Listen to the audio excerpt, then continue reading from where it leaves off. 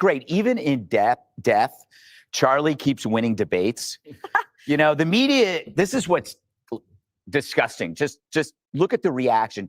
The media is trying to make Jimmy Kimmel into their Charlie Kirk. But as if like getting fired is the same as getting fired upon.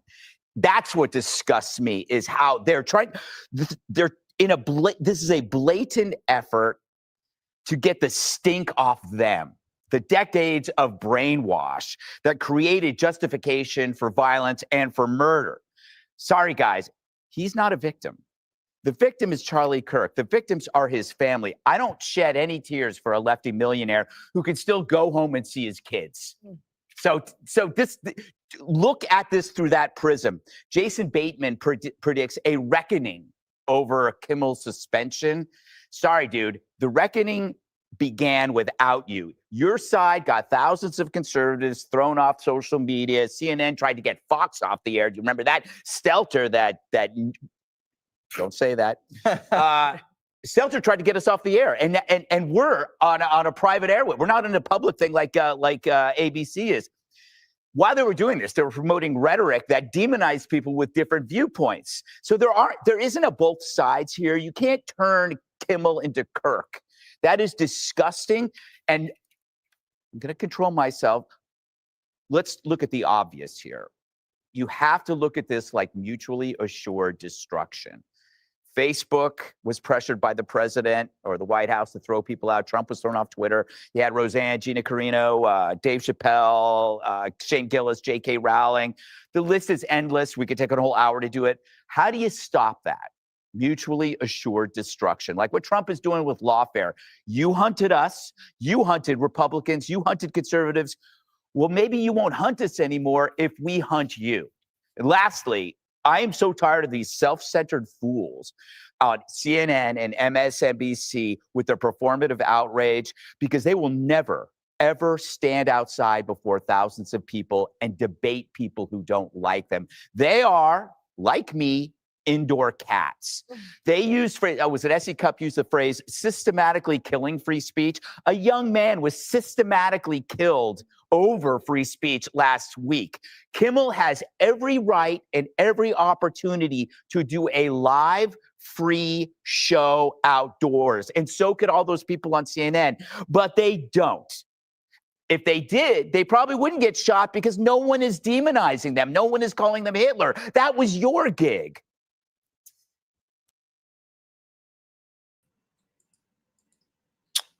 Good evening, everybody. Welcome to the following program. I am your host, Joe Neerman, a.k.a. Good Lawgic. In tonight's episode of the following program, first and foremost, we have a goal up there, which is a little higher, but it's because I'm willing to take on that I will be live streaming the funeral of Charlie Kirk Sunday morning at 11 a.m. if we hit our goal. I may do it anyway, but if we hit our goal, then I'm going to commit to doing it tonight. In fact, I'll probably even set up the live stream tonight. So that's supposed to be Sunday morning in case you're not there. I feel as if it's something that people might want to share the experience with others who are equally feeling the pain of the moment. There's sort of a commiseration, so to speak. So hopefully we'll see if we hit the goal or not. We'll see. But I may do it whether or not we hit the goal. But if we hit the goal, then I'll commit to you tonight that I will certainly do it.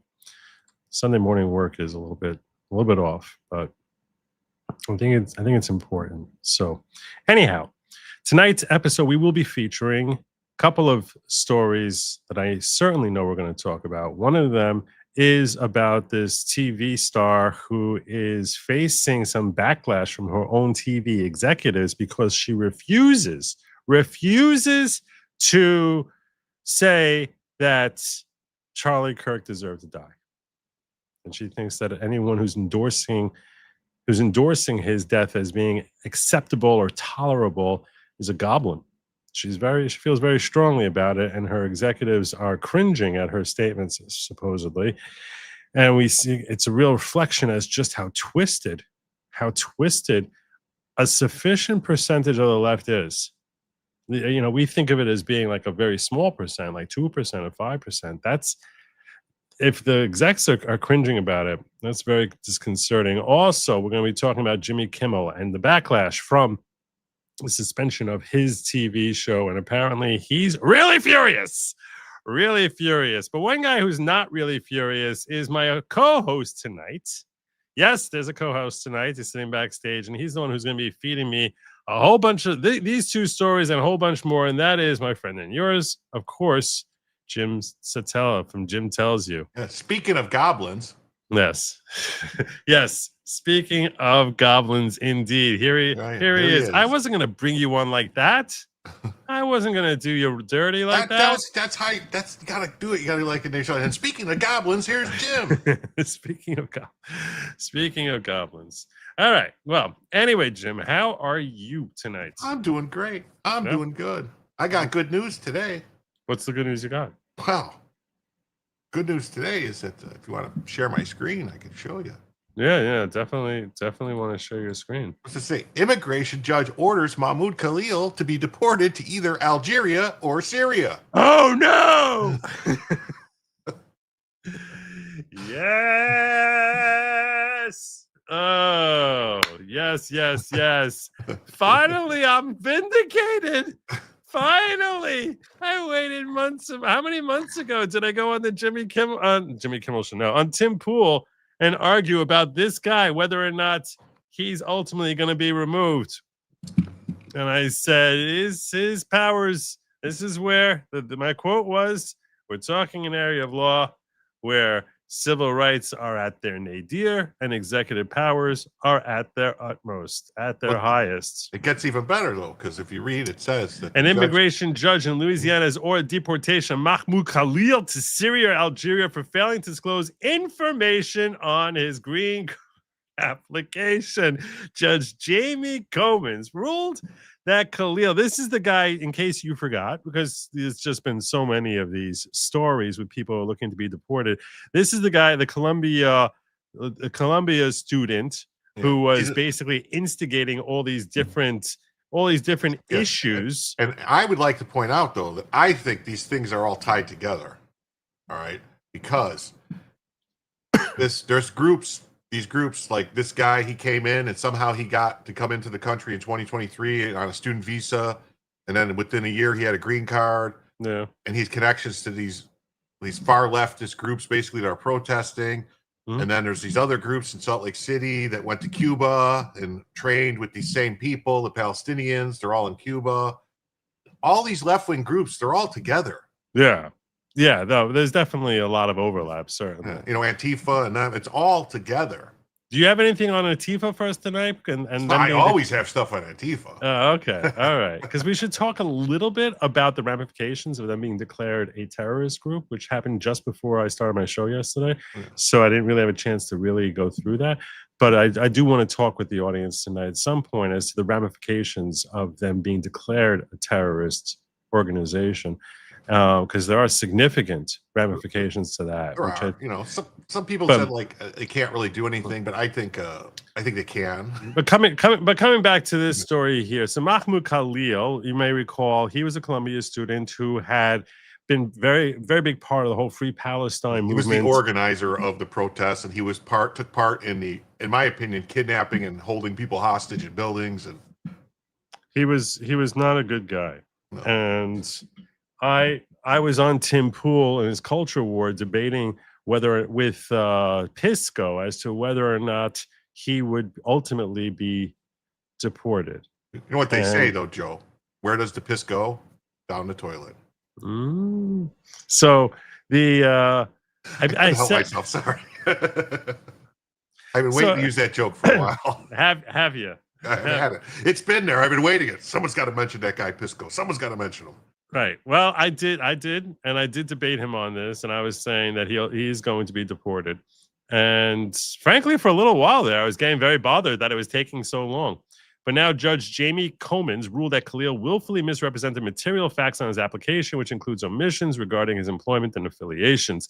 Khalil's attorneys plan to appeal the ruling, but they expressed concern about the likelihood of success, stating that appeals to the Fifth Circuit rarely succeed. Khalil claims the deportation efforts are retaliation for his activism, stating, quote, "It is no surprise that the Trump administration continues to retaliate against me for my exercise of free speech." Well, you don't have the same free speech as an American citizen.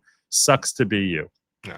Now, if you want, I can pull up a story from either PJ Media or Daily Caller, Breitbart, Post Millennial, or let's go Zero Hedge. Who do you want? Let's go with Post Millennial because I like them. I like Andy No. Okay. So, all right, going for immigration judge orders Mahmoud Khalil to be deported to Algeria, Syria. This guy. Yes, that guy. It says Colombia. He was a leading figure in the anti-Israel activism. Yes, a federal immigration judge ordered Mahmoud Khalil be deported to either Algeria or Syria, ruling that he concealed information on his U.S. green card application about past affiliations with controversial organizations. In a September 12th decision issued in Louisiana, Judge Jamie Comins found that Khalil failed to disclose his internship with the United Nations Relief and Works Organization. And let me tell you something, UNRWA, as they are, is loaded with Hamas people. Loaded. They work hand in glove, and many of them are Hamas. Like it's well, that's what they found out. They found, like, they proved it on October 7th because there was, wait a minute, these are UNRWA people. What are they doing participating in the slaughter? It's like, oh yeah, they were always that way. Yeah. And his ties to Columbia University, apartheid divest, and anti-Israel campus coalition. According to Fox News, Comins wrote that the omissions were deliberate and constituted grounds for removal under federal immigration law. According to the court filings, Khalil is accused of committing immigration fraud by failing to disclose material facts on his application for permanent residency. That's a big no-no. If you're looking to get into this country, then you're sitting there and you're busted for basically trying to deceive our officials and slide it in there under the door. Get I think they can actually denaturalize somebody if they prove somebody lied to get into the country and lied on their paperwork, and they go all the way through the process and become a naturalized citizen. I think they can go, nope, take it away. Yeah, that's what they did. That's how they took away the I want to talk to you about denaturalization in a moment. We're going to talk let me finish this up first. Authorities say he's misrepresented his background, leaving out his work with UNRWA and his leadership role in Kuwait. UNRWA has been tied to Hamas and the October 7, 2023 atrocities. The judge ruled that these omissions amounted to misrepresentation and concealment, which meant Khalil obtained his green card under false pretenses. U.S. officials argued that withholding such information carried national security and foreign policy implications. At Columbia University, Khalil was a leading figure in anti-Israel activism. He acted as a negotiator and spokesperson for Kuwait, which pushed for divestment from companies tied to Israel, and because they're freaking racist, and an end to partnerships with Israeli institutions. His campus activity included participation in an unauthorized march where demonstrators praised the October 7th Hamas attacks. He was also formally warned with suspension in April 2024 for his role in organizing campus tent encampments. Though that sanction was later withdrawn, Columbia's University of Institutional Equity further reviewed his conduct for anti-Semitism and anti-Israel speech, including social media posts critical of Zionism. Federal authorities argued that Khalil's failure to disclose these affiliations on his green card application was central to the deportation order. Khalil, a legal permanent resident, was arrested by Immigration and Customs Enforcement on March 8th at his Manhattan apartment and held for more than 3 months in Louisiana before being released in June. While a federal judge temporarily blocked his removal earlier this year, Wednesday's ruling clears the way for deportation. Adios, pagata, Khalil. Because adios was Spanish, but he's not from Mexico. So I was trying to come up with what sounded like Swahili to me. Hasta Walla Walla. Hasta Walla Walla. Maybe. I don't know. Khalil's legal team said Walla, Walla, they're going to appeal. They can appeal all they want. I think that they're correct in their assessment that he's done. So And the Fifth Circuit is not going to overturn it either. Yeah, and you were talking about the concept of denaturalization. I got to tell you that there's one person who I'm like, this is just very aggravating. Do I have it here? I didn't. Ooh. Dang it. Thought I saved it. What, Omar? Yes.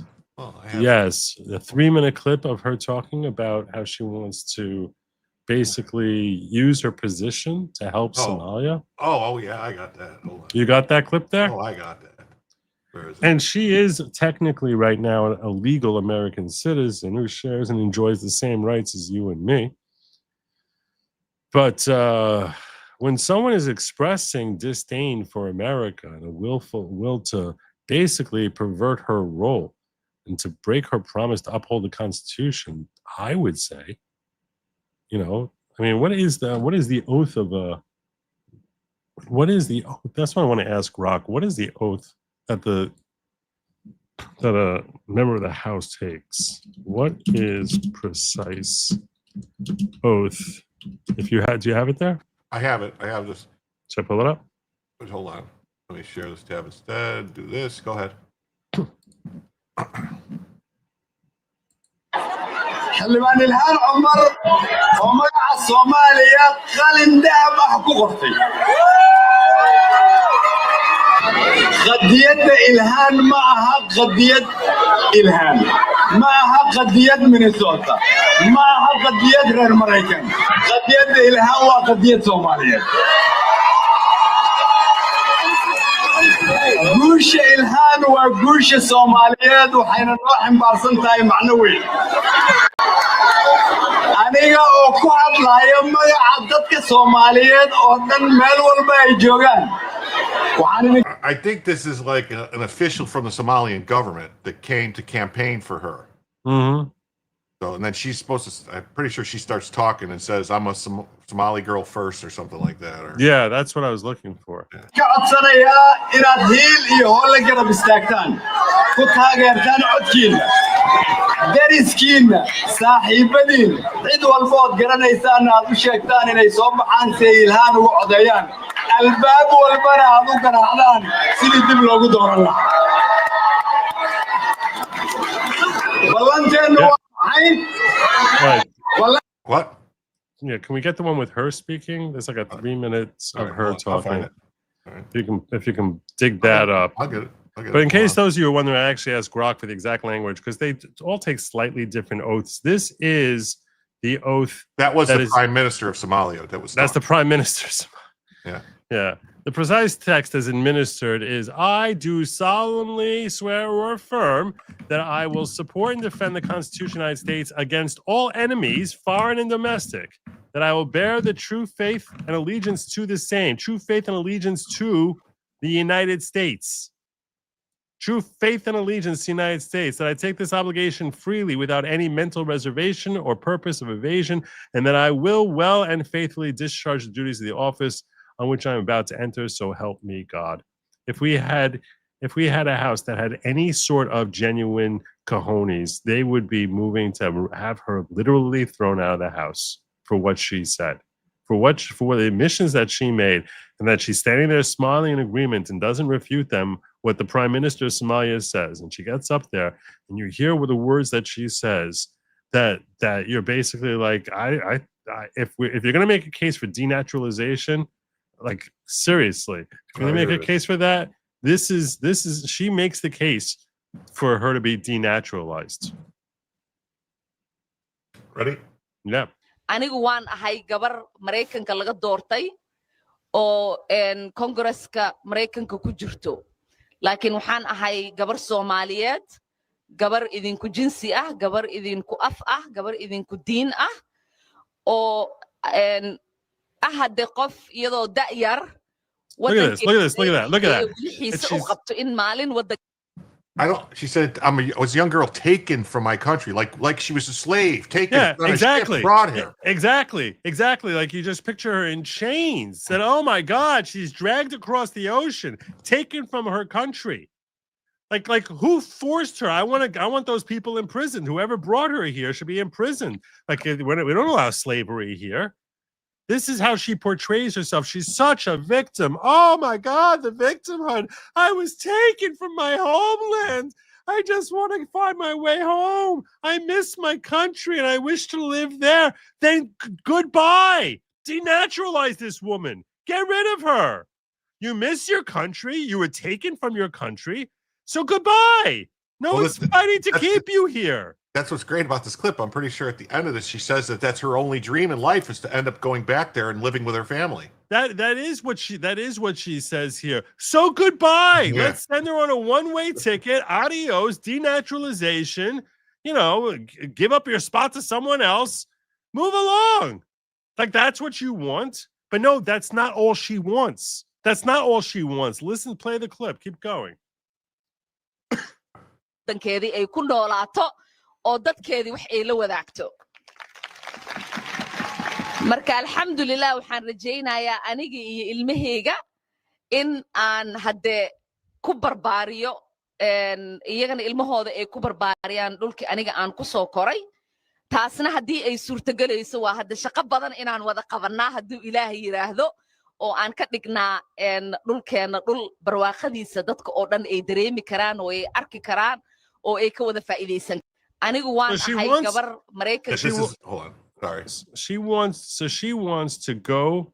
She basically wants to use her position to make there's more clips. So there's more clips. She wants to use her position in order to make a better homeland for she and her children to return to. Why is she still an American? Forget about her being in the house. Why is she still an American citizen?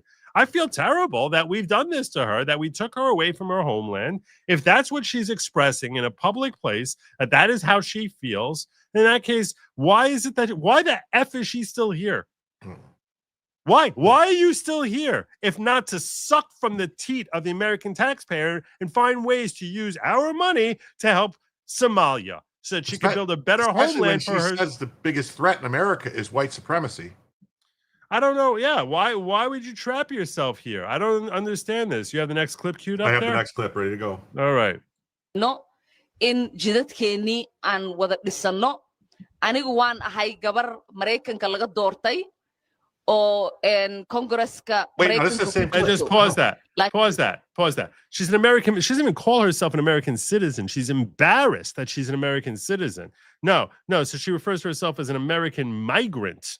That she's just like, oh my gosh, I'm stuck in this foreign land with these foreign people. Oh, here we go. You ready? Yeah.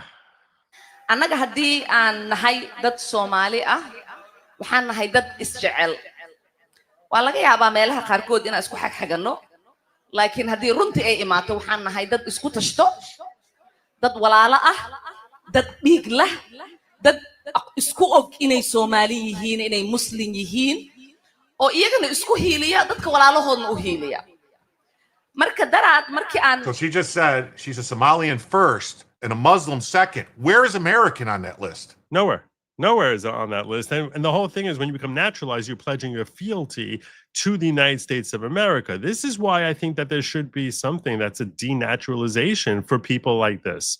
Because basically she's admitting she came here under false pretenses. That she didn't come. That I would argue that she clearly was deceitful in trying to become naturalized, and accordingly she should be ordered denaturalized and sent back to her country. Send her back. Like this woman is a disaster, and she clearly doesn't give the slightest damn about the country whose Congress she serves in. She is a walking mockery of everything our founders stood for. She is. In stark contrast, there are countless representatives. A lot of people, who are lunatics would take my words to imply that, you have to be your traditional white male in order to fit in with what the founders want. No, I think there are countless women, Black people and Black women who have served and are phenomenal at their jobs. Phenomenal. Byron Donald, Nancy Mace. I mean, just really good at what they're doing. And this is just a woman here who is just, all she cares about ultimately is herself and I guess to some degree Somalia. And she's openly stating that she's happy to suck from America in order to benefit herself, her children, and her homeland. And she doesn't like being here. So why is she here? Why? Why are you here? And I think that the only reason she stays in her power, frankly, is through very corrupt measures. Let's keep going. And if you want, if since we're on this topic, I could pull up the corruption that's going on in Minnesota. We'll move there next. Yeah, we'll move there next. Yeah, of course. ayaan dhexdaas markii aan maqalnay in qaar Soomaali ah ama Soomaali sheegato in Ethiopia ay la galeen ma baqaan af Soomaali wixii lagu dhaho agreement heshiis Maxamuud Nuur hadda aniga Soomaaliga badiyo soo ceeb ma aha dad badan ay soo wacay oo waxay leeyihiin Ilhan dawladda Mareykanka inaan la hadashid waaye dawladda Mareykanka maxay ka qabanaysaa jawaabteedu waxay ahayd dawladda Mareykanka waxay ka qabanaysaa wixii annaga aan dhahno dawladda Mareykanka qabo waa kalsoonidaas inaan isku qabno annaga Soomaali hadii aan nahay wadankan annaga ku nool wadankan wadankii aan annaga tax ka dhiibno waaye waa wadankii gabar idinka dhalatayne ee Congress ka fadhiso intii aniga aan Congress joogo wadanka Soomaaliya biyaheeda dad kaleete iyo badeeda dad kale ma qaadanayaan wadanka Mareykankana kuma taageerayo dad kaleete in annaga ayna dhacaan US would not dare support anything marka against taas her ka interests. seexda reer Minnesota gabadhii Congress u dirsateen way idinka war haysaa sidaad idinka u dareemaysiin dantaas ay u dareemeen madaxweyne Xasan Sheekhna waxaan leeyahay waan kugu faraxsanahay shaqada fiican aad qabatay in dadka Soomaaliya iyo dadka meel kasta ku nool aad dareensiisay si kasta anaga aan u dhibanahay Soomaali hadii aan nahay waxaan nahay dad karti leh dad wadankooda aqoonsan dad wadankoodii aan wiligood danger laga gelin karin All right. So I've heard enough from her. I can't. She's boring, and I can't. Yeah. So I think I've shared how I feel about her. Let me just pull this up real quick here. Joe, I've been trying to explain to my friends who Jim is. He's a Labrador Retriever in Joe's backyard, and there are squirrels everywhere. Get that squirrel, Jim. Get the squirrel. We love Jim. There you go. Thank you so much, Jim.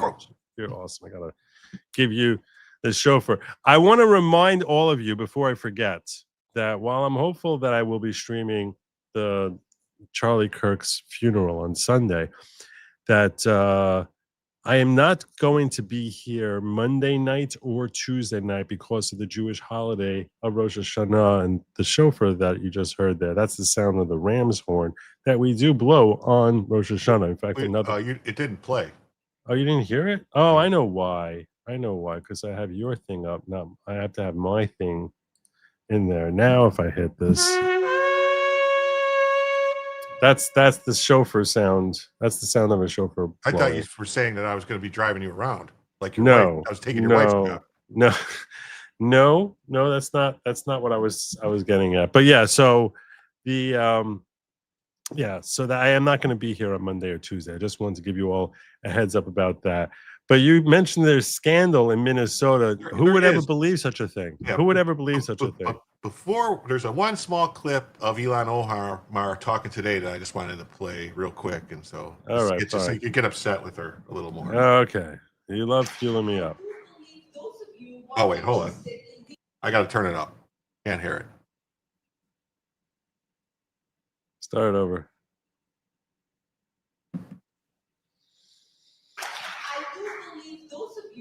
Interested in rewriting this hateful man's history are full of shit. Thank you. So that they're talking about. Say who is? If the people who are rewriting this evil man's history, talking about Charlie Kirk. She's such scum. She's such scum. Libs of TikTok reporting breaking 8 charge in massive Medicaid fraud scheme, which resulted in 8.4 million in stolen Medicaid billings in Minnesota. Of course. Now, Of course. any of those charged. Now, if you had a guess, let's say these names, are they? They're gonna be names like, we've heard before? They're going to sound like normal Oh. Minnesota Dutch, right? No, this is going to be Somalian community type names. Oh wait. Oh, hold on. Mokhtar Has Eden, Mustafa Dayib Ali, Khalid Ahmed Dayib, Abdefita Mohammed,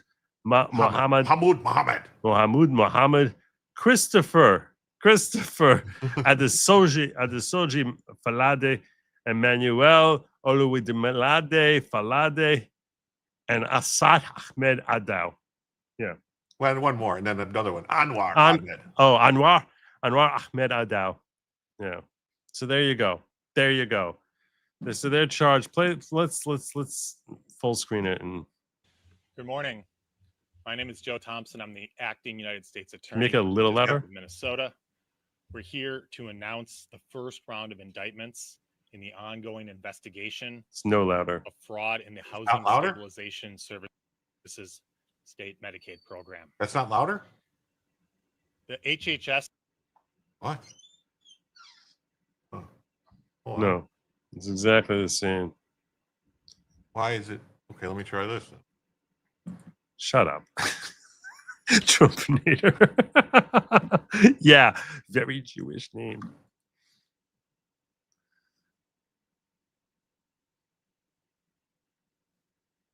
program, the HSS program, is riddled with fraud. Is it louder or The no? story has I can become pretend all it too is, but familiar. it's not. I turned it up Minnesota started the 600%. I mean, Stabilization I could give you the link in the private chat. You could pull it up. I mean, Yeah, turned I it up think that's 600%. probably the way to do this. All right, let me do this. All right. That's probably the way to do it. Is to Let me yeah. do this. This is easier. That's probably what we need to do. There's a paste that one. Fans is telling me it's Sunday 11 a.m. is not going to work for his church schedule. This is in the Diggers Lounge there. No, I can't help. Well, actually, it's at 11 o'clock local time, right? I mean, what time? 11 o'clock local It's 11 time. o'clock in Arizona. That would be 1 Like- o'clock in the afternoon. Oh my gosh, right in the heart of my football schedule. That's a real that's a sacrifice. But if we hit the goal, all right. So you shared the link with me. Yeah, I just put in 3 links underneath the first one. The Benny Johnson one was the one from Greg Gutfeld, and then there's Libs of TikTok, Trump Army, and then Gateway Pundit, and then I got 3 Which is the one? Which is the one I'm clicking for this thing? Libs of Gateway? TikTok, the first Libs- one Okay, fine. should be the one on top. All right, I got it.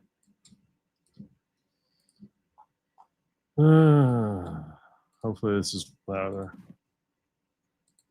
It's not much louder. I'm going to try boosting volume also.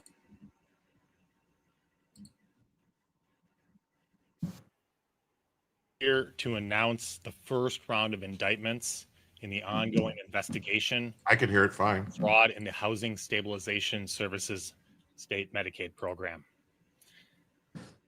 The HSS program is riddled with fraud. The story has become all too familiar. Minnesota started the Housing Stabilization Services program in 2020. We were the first state in the nation to make this Medicaid benefit available. At the time, the program was estimated to cost approximately $2.6 million a year, but it quickly exploded. It grew to more than $100 million a year in Medicaid billing within just a few years. Hundreds of companies enrolled in the program and began claiming to provide housing stabilization services to thousands of clients Of course. throughout the state of Minnesota. Many of these companies operated out of dilapidated storefronts or rundown office buildings that were full of other fraudulent healthcare companies, such as the Griggs Midway building in St. Paul. Rather than being general healthcare or social services providers, many of these companies were devoted exclusively to billing the housing stabilization program. Today, we are charging 8 defendants for their role in this fraud scheme. 4 defendants, Mokhtar Hassan Aden, Mustafa Ali, Khalid Daib, and Abdi Fattah Mohammed, are charged for their role in carrying out a fraud in a company called Brilliant Minds Services LLC, which is a housing stabilization services company run out of the Griggs Midway building in St. Paul. Brilliant Minds, its owners received more than $2 million in Medicaid billings based on their fraudulent claims to providing housing stabilization services. Defendants Christopher and Emmanuel Falade are being charged for their role in operating another fraudulent housing stabilization company called Falade Care. Together, they received more than $2 million in Medicaid billing, purportedly for providing housing stabilization services. 2 additional defendants are being charged by information today. Assad Ahmed Adaw, the owner of Leo Human Services, is being charged for his role in the scheme. His company received more than $2.7 million in housing stabilization services payments. His brother, Anwar Ahmed Adaw, the owner of Liberty Plus LLC, is also being charged here by information. He and his company received more than $1 million in Medicaid payments for fraudulent housing stabilization services claims. All of these defendants and the others that we are investigating followed a similar scheme. They identified vulnerable individuals, Medicaid eligible individuals, many of whom were being released from drug or alcohol rehab facilities. They signed them up to receive housing stabilization services to help them, purportedly to help them find stable housing. And then they billed them for services that they did not, or they billed Medicaid for services they did not actually provide. Despite the hundreds of millions of dollars in payments that have gone out from the state of Minnesota to housing stabilization services companies, most of these individuals did not receive the stable housing they so desperately needed. The money was just simply stolen. There it is. Now, this is just the first round of indictments in this case. Unlike in similar cases, such as Feeding Our Future, we're going to charge this case in waves as we develop the evidence for individual defendants and companies. The plan is to charge groups of defendants and companies as their cases are ready for indictment. This investigation is ongoing, and it's being conducted by agents from the FBI, Health and Human Services, OIG, and the IRS, along with the assistance of many other law enforcement agencies, including the Postal Inspection Service and the Minnesota Bureau of Criminal Apprehension. As I said, the investigation is ongoing, and we expect additional charges to be brought in the coming weeks and months. All right. So, big surprise, fraud coming out of Minnesota, where it seems like there's another fraud story in Minnesota virtually every other week, right? I mean, can we go 2 weeks without there being more exposure of fraud from Tim Walz' estate? It seems, how many stories are there? Always, this is actually the smallest one, where it's only $8 million. Normally it's in the tens of millions, if not hundreds. Julio Scissors, thank you so much. I appreciate the support. T-Rex says, the funniest thing happened today. I was watching Piers Morgan Uncensored, and he had worst 7-time winner, worst journalist of the world award, Don Lemon. And he said, quote, I'm not on the left, and I'm a fact-based person. I'm fact-based. I'm still laughing about it. Yeah. I saw that conversation there. I looked through the Piers Morgan, where he had Steven Crowder arguing with Joe Walsh. I actually thought it was really interesting. I made it like 20-25 minutes in, which is a very long time for me to be watching anything. But I thought that the debate between them, where Joe Walsh, who literally has lost his mind, he's a former Republican congressman who is so deranged with anti-Trump sentiment that Joe Walsh. Wasn't he the guy that got in trouble in the Congress for yelling something at Obama at a State of the Union? Everybody said, "Oh my God, he's so based." He came in on the Tea Party wave, if I'm not mistaken, and then he's a hardcore neocon. Yeah. Yeah, no one would have called him based because that didn't exist back then. Yeah, the word based didn't exist back then. Yeah, but he's become a crazy lunatic in his hatred of Trump, and become so defensive of everything leftist that it's kind of horrifying. Thanks for the donation, Julio Scissors, and yes, indeed, and thank you, Trumpinator. Thank you indeed. Yeah, no, so it's been. Thank you for sharing that picture also of your dog. That's very thoughtful of you. Well, they were asking for it. Oh, you were getting requests. They're getting requests. They want the dog. I feel like I still get my voice. No one needs to see my face. Right. Right. That's They would true. rather. They told me that they actually. I don't know if it's a good sign because my chat told me that they would rather me just stream my dog and I don't have to say anything. Even I could just let the dog play. And they, It looks almost like a cow laying there like that with the shading of coloring that he has. Not well, saying that. I call her Cowbell. Her name's Bella. Oh, nice. I get it. I get it. All right. What do we have up next? What's on tap for us? All right, hold on. Well, We're going Jimmy Kimmel. We're going. we can go Jimmy Kimmel. Let's see here. Share present. Share screen. Give me a second here. All right. Do you want to go to David Letterman? David Letterman is about Jimmy Kimmel. Yeah. Yeah. Yeah. So the left has been going nuts. I mean, literally going nuts about the suspension of Jimmy Kimmel. I want to make my position clear on this in case you missed me yesterday. All right. I want to be crystal clear on this. I do not want to see our government taking any steps to try and silence the idiots on the left. That should not be happening. You should never be cheering for our government to do that. We should be cheering when someone whose voice sucks, and his voice clearly sucks, his voice is clearly terrible, is silenced because his voices are recognized as being not sufficiently popular to continue receiving the airtime and the amount of air that he's consuming, that he's a net loss for air consumption. And I would certainly qualify this guy who was crying the day after the 2024 elections, crying on the air about how terrible a loss this is for the entire country and for poor people, for middle class, for just moaning and bitching like a idiot, despite Trump carrying the popular vote, not just carrying the electoral vote in a landslide, but carrying the popular vote and getting more actual votes than any human in history, crying and crying about that. And then he made the terrible, terrible mistake of actually being stupid enough to imply that it's a given. It's a given that obviously that he was someone who is from the right. That was the statement that he had made. And I wanted to, in fact, I want to see if I can pull it up here. The actual, do you have a copy of Jimmy Kimmel's thing, the 57-second clip that everyone has? What he said? What he said?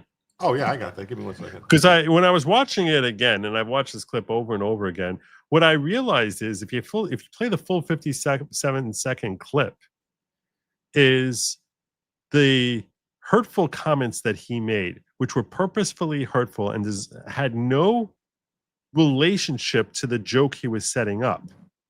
This is how pathetic this loser is. That he got canned, and they're calling it hiatus now. I'm telling you now, he's been fired. He's not coming. I cannot see him coming back, especially with the temper tantrum he's supposedly throwing. I would backstage. like to weigh in a little bit on what you guys were talking about last night. That's okay. You and Cynic were talking about this. Yep. And this is purposeful by Sinclair and Nexstar. Oh, that they want their own power. They want their power. They've been trying to do this for years. Sinclair has been lobbying the government to try, because they're bound by these contracts. Like, everybody's seen it, where they have the compilation of the local news stations repeating the same stuff over and over again when it comes to, you've seen the compilations, right? Where it's like they're just the same words. It's just they're reading the same thing. And it's like, what is going on here? That is because of the control that the networks have over the affiliates. When it's a national news story, they have to report it the same exact way. Oh. And they want that changed. Like a local news story that's just a local story for your little local area, it's just covered there. So it's going to be however the people locally do it. They want to be able to do that for everything. If they have their own take, they want to be able to say their own take. Yeah. Are you able to dig up that Jimmy Kimmel? I got it right here. You got it there? Right there. All right. Here it is. And there is a part in the end here, though, that I think is where the problem is. No, that's not it. No. At the end, there's a problem is because he actually takes a clip and splices a clip to another clip where the clip of Trump talking about building the ballroom. Just stop. Let's just watch the clip, okay. And then afterwards. Okay. Then afterwards, This is but I in fact, you know what? Can you give me the link? Because I want to stop it at a certain point. Okay, no problem. Okay, so just give me the link. Well, let's do it the other way. Let's do it the other way. Will you give me the clip and I'm gonna. No problem. Here it is in the private chat right now. The private chat. Yep, there it is. Got The it. Blaze link. All right.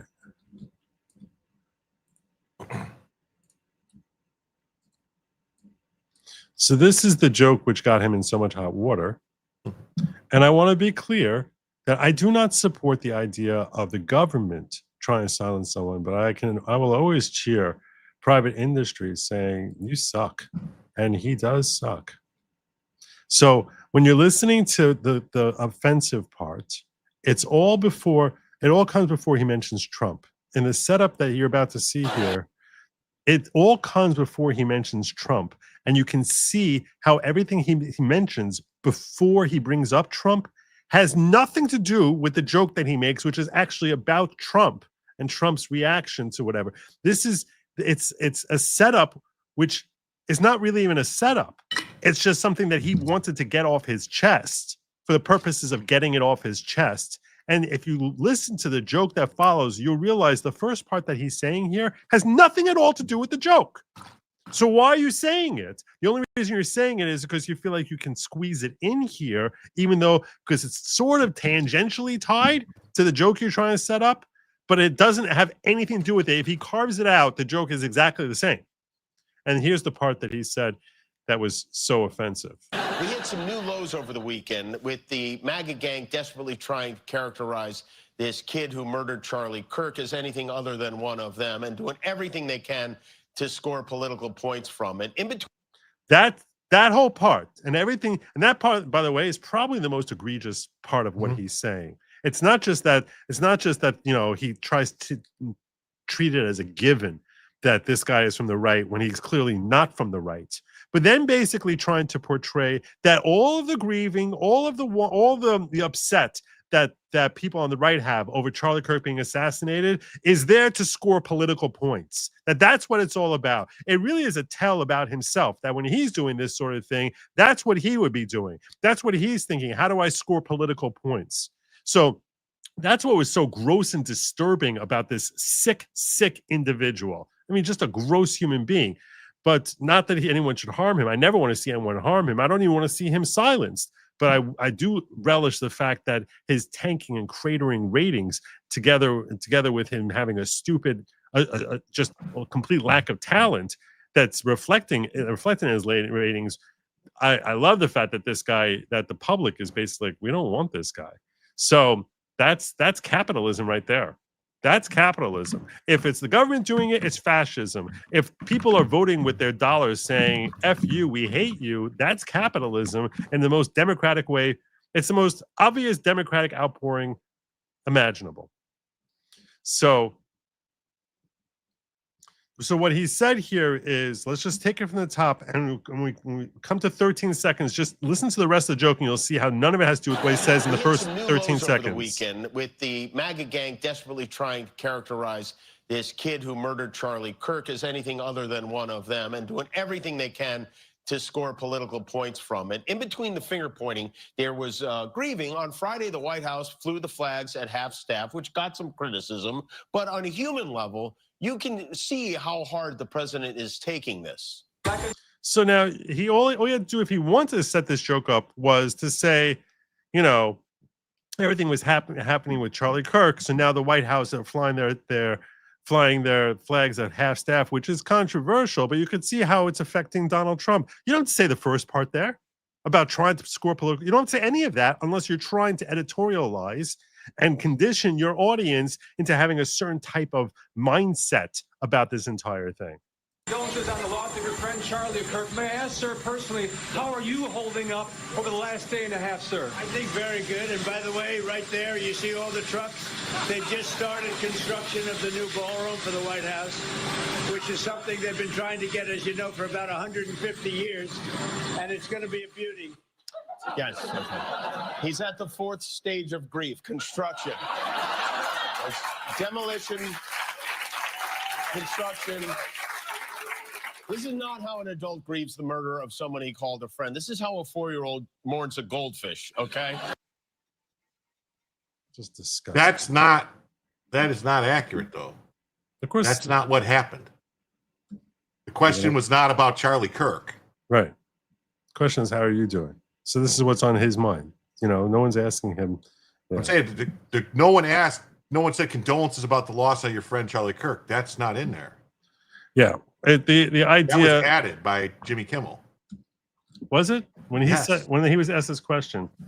I saw it live when Trump was talking about the ballroom. There was nothing about Charlie Kirk in that set of questions. The president is I want to see the setup again. My condolences on the loss of your friend Charlie Kirk. May I ask, sir, personally, how are you holding up over the last day and a half, sir? So that they want to say that when he's saying my condolences on the loss of your friend Charlie Kirk over there, that's his way of setting up that when he's asking how are you personally, it's how is the Charlie Kirk thing affecting you? I think that's how the left would interpret it. And that I can understand them sort of saying, but who says that he even heard that part? You got like a freaking helicopter over that's, you know, that's doing this like right behind them. So I don't know. It's a pretty, nothing about him has been funny. I mean, nothing there has been funny. Do you know how badly he's been doing? I mean, as far as like his numbers have been cratering. Do you know about this? How his numbers have been going down? I heard he only had like 150,000 viewers or something. Let me give you. Let me give you this article here. Okay. This comes from I don't even know who Kennedy for Daily Mail is, but this is from the Daily Mail saying, I predicted Jimmy Kimmel's downfall, but the real reason he got canceled has nothing to do with Charlie Kirk. ABC pulled Jimmy Kimmel live off the air for the foreseeable future, and hundreds, no thousands of devoted watchers are sobbing in their electric vehicles. Let's be honest, The Late Show with Stephen Colbert, canceled in May, was the late night ratings leader, and it was reportedly losing $40 million a year for Paramount. I don't think Jimmy's show was exactly a cash cow. I actually asked Grok about this. I asked Grok, like, hey, you know, was he making more money? Was he not losing money? So they said his rating, his demographics are better than Stephen Colbert, which helped balance out that his ratings were a little bit lower than Colbert's. But it also didn't account for how he's been cratering over the last year. I don't think Disney, ABC's owner, must have been salivating over the thought of giving Kimmel the old heave-ho, and that dum-dum delivered them the opportunity on a silver platter with an idiotic, disprovable abomination of a monologue in the wake of Charlie Kirk's assassination. Looking back, it's a miracle that it was 5 whole days before Kimmel dove headfirst into the gutter of unnecessary leftist vitriol and spin, when on Monday night he accused Trump supporters of lying to America about Kirk's murderer. Quote, we hit some new lows over the weekend with my MAGA crowd gang trying to characterize a kid who pulled Charlie Kirk as anything other than one of them. He said, where's the joke? If I were an Upper East Side Karen, I'd be shrieking misinformation. On Sunday, Utah Governor Spencer Cox said it looked like the gunman had a leftist ideology and a transgender lover. Now, even the killer's mother says he was radicalized by hateful progressive propagandists. Sounds super MAGA. And by the way, if anyone was immediately politicizing this shooting, it was Jimmy himself. It's not hard to read between the lines of his statement the day Kirk was killed, which is when he wrote, on behalf of my family, we send love to the Kirks and the children, parents and innocents who fall victim to senseless gun violence. Even while extending sympathy to victims of gun violence, because to show empathy solely to Eric Kirk and her children would be too humane for this blathering limousine liberal. And that's a phenomenal point. That even when he's extending his condolences, he has to make it about people who suffer gun violence, as if Jimmy, as if Charlie Kirk would be any better off if the guy had thrown a knife at him. Like, that's the reason why? That's the reason why he's in mourning, because it was gun violence? No, it's not because it's gun violence. It's because he was murdered. He was assassinated. If someone some guy who was an expert at throwing knives was in the crowd and threw a knife at this guy, at Charlie Kirk's neck, and killed him that way, would it matter to Eric Kirk or anyone else? But no, you have to make it about your stupid stance on Second Amendment. Oh, that's why you feel badly about him, because he's a victim of gun violence. Go to hell. That's called taking a moment and making it about yourself and your agenda. That's what he was doing, even in his moment of expressing grief and condolences. Let me turn this into my own pet issue. Jackass. After I heard Kimmel's kibble, I predicted on Fox News on Tuesday that he was cooked. Disney ABC hasn't shown a big appetite for lawsuits these days. You know what I'm saying, George Stephanopoulos? And of course, Kimmel wasn't the only hate monger spewing false narratives this week. American Federation of Teachers Union President Randy Weingarten reposted a disgusting screed from a woman who nearly exactly reflected Kimmel's vile smear. Quote, the leftist students in Utah who didn't want Charlie Kirk to speak did what leftists do. They signed petitions, staged a protest, and lined up to challenge him. The right-winger who didn't want Charlie Kirk to speak did what right-wingers do and shot him. We are not the same. You effing jackass. Isn't this rewriting of history something that liberals are supposedly against? Yet here they are spinning one of the darkest days in modern American history. And like clockwork, liberal media rushes to Kimmel's defense. Factually challenged, CNN sent in network stalwarts bobblehead Brian Stelter and Jake the Lying Snake Tapper to rationalize Kimmel's ghoulish statements.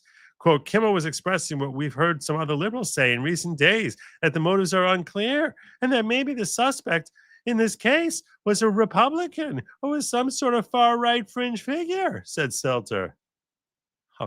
Dude, are you huffing glue? The motives were not proven. Well, not proven, were exceedingly clear. And even on Monday, anyone with a brain could have made a pretty good guess.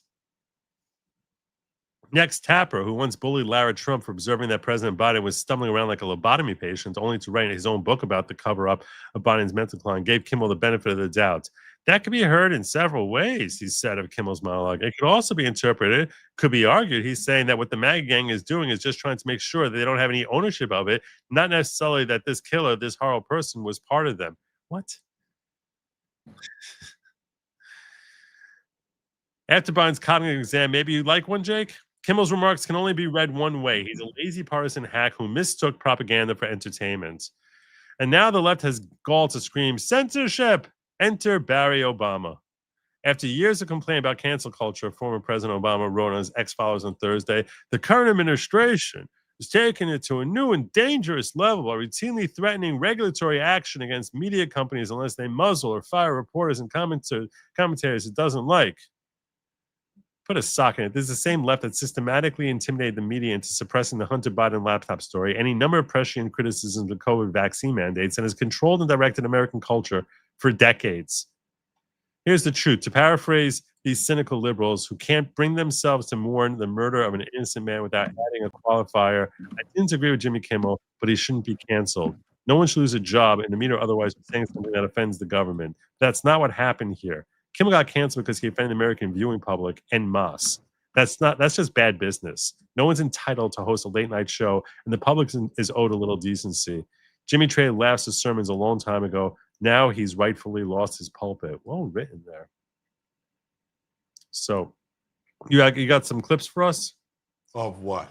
Of what? Of, I don't know, some of these lefties? Well, I got an article from, I'm going to pull up, I can pull up an article, right, for David Letterman? Yeah, if you don't have clips, then I guess. If you don't have, well, I guess. I was really kind of hoping for some clips. I don't. I have an article. Well, let's check out an article that you can read. Okay, let me blow this up. Jimmy Kimmel's future at ABC was already up in the air before Charlie Kirk uproar came as the contract came to close. David Letterman slams ABC for putting Jimmy Kimmel on pause over Charlie Kirk comments. You're reading to a blind audience, remember. Mm-hmm. All right. Watch how comedians react to Jimmy Kimmel being canceled. That's what I want to see. That's what I want to see. You want to see yes. this? Well, it's only 15 seconds. No, it's 3 minutes. Oh, let's hear it. The music. I think they're going to screw it.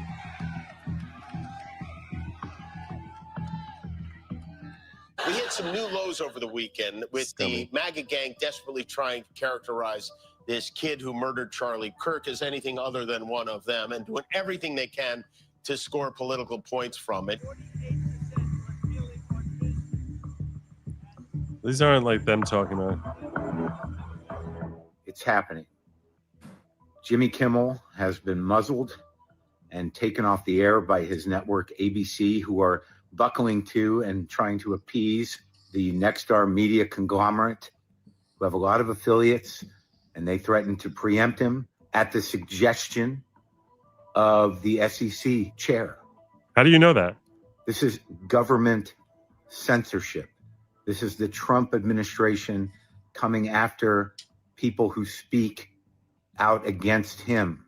I was supposed to go over and have a chat with my friend Jimmy Kimmel on his show, but as you have heard by now, the Jimmy Kimmel show has been pulled indefinitely, abruptly, because of complaints from the Trump administration. Pause it. So let's see.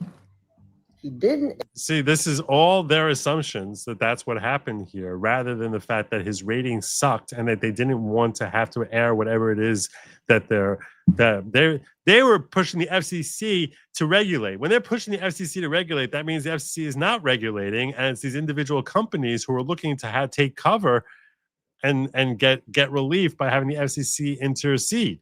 So that's not Trump doing it, but they always have to try and find some way to say Orange Man bad. Oh, he's a fascist. He's silent. Trump is silencing us. Trump didn't even know anything that was happening here. But go on. I think it's more of a. What do you think? It's more the affiliates, like Nexstar, Sinclair, wanting to get power away from ABC, CBS, NBC, and Fox. They want the affiliates to have the power to not play stuff that they don't want. They want to just be able to basically be like a la carte. Like, we just want these couple shows that we like to air. We want to have other stuff. That's what they really want. Because right now, any affiliate has to carry what the national network tells them to carry. Right. There's very small, like, certain That was hours my of point, that they're turning to the FCC for help. It's not the Correct. FCC pressuring them. Right. No, they've been pressuring the FCC.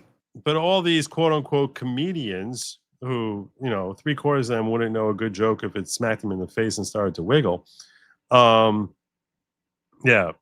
They basically are sitting here whining about like how Trump is silencing. That's the new narrative. Trump is the one who's silencing. Trump didn't do anything here.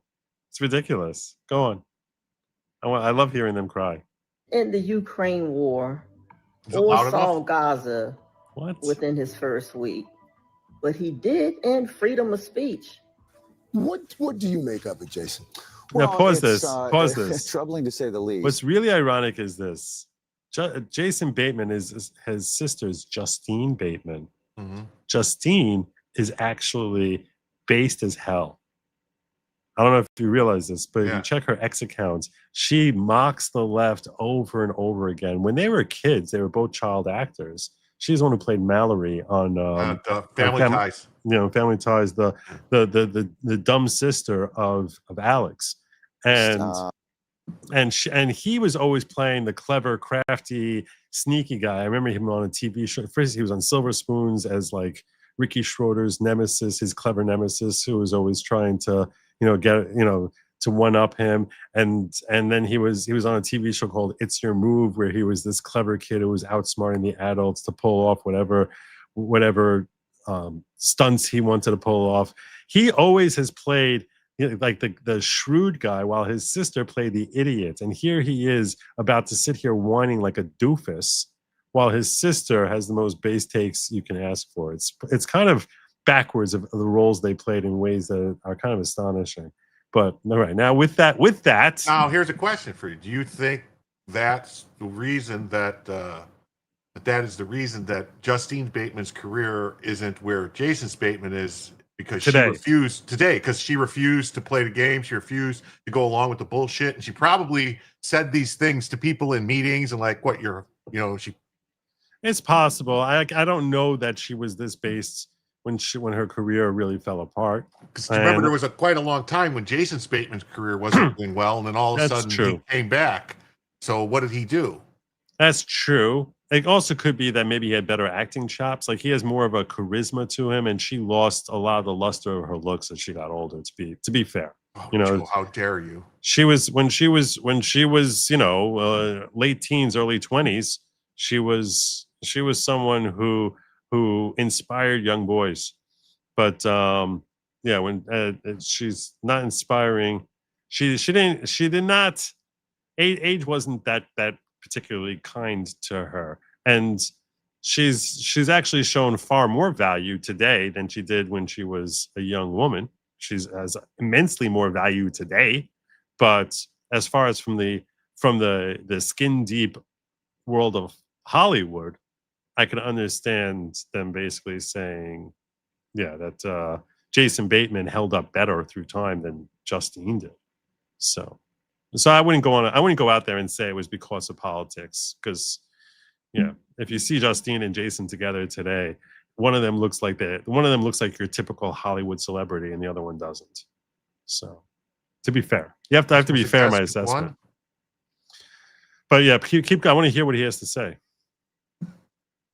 And we all have to really take a moment and figure out how we feel about this type of thing, especially, people doing what you do. But I imagine there's plenty of conversations going on to do something, because you just can't stand by and let stuff like that go on. Stuff like? Well, Jimmy getting his show pulled for, freedom of speech. This isn't right, Ben Stiller, another crazy woke leftist. I'm so sick of these Hollywood idiots. Did any of these people say any of this when Roseanne got canceled? Yeah, none of them. For an actual joke that it was funny? I mean, not one of them. No, of course not, because they're all basically just shills for a position. So, keep playing it. I can't see. What were you doing, Coda? Oh, that's right. You didn't say anything. Jim Gaffigan, another lefty. I'm horrified at the college cancellation. Jimmy Kimmel Live. What Jimmy said was free speech, not hate speech. It doesn't matter if it's hate speech. Dude, their agenda. Yeah, where were all the people canceled for what they said during COVID?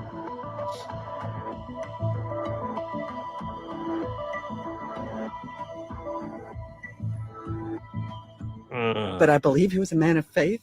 And I hope in that moment when he died that he felt connected to his faith. It's not political controversy. It's following that you suck.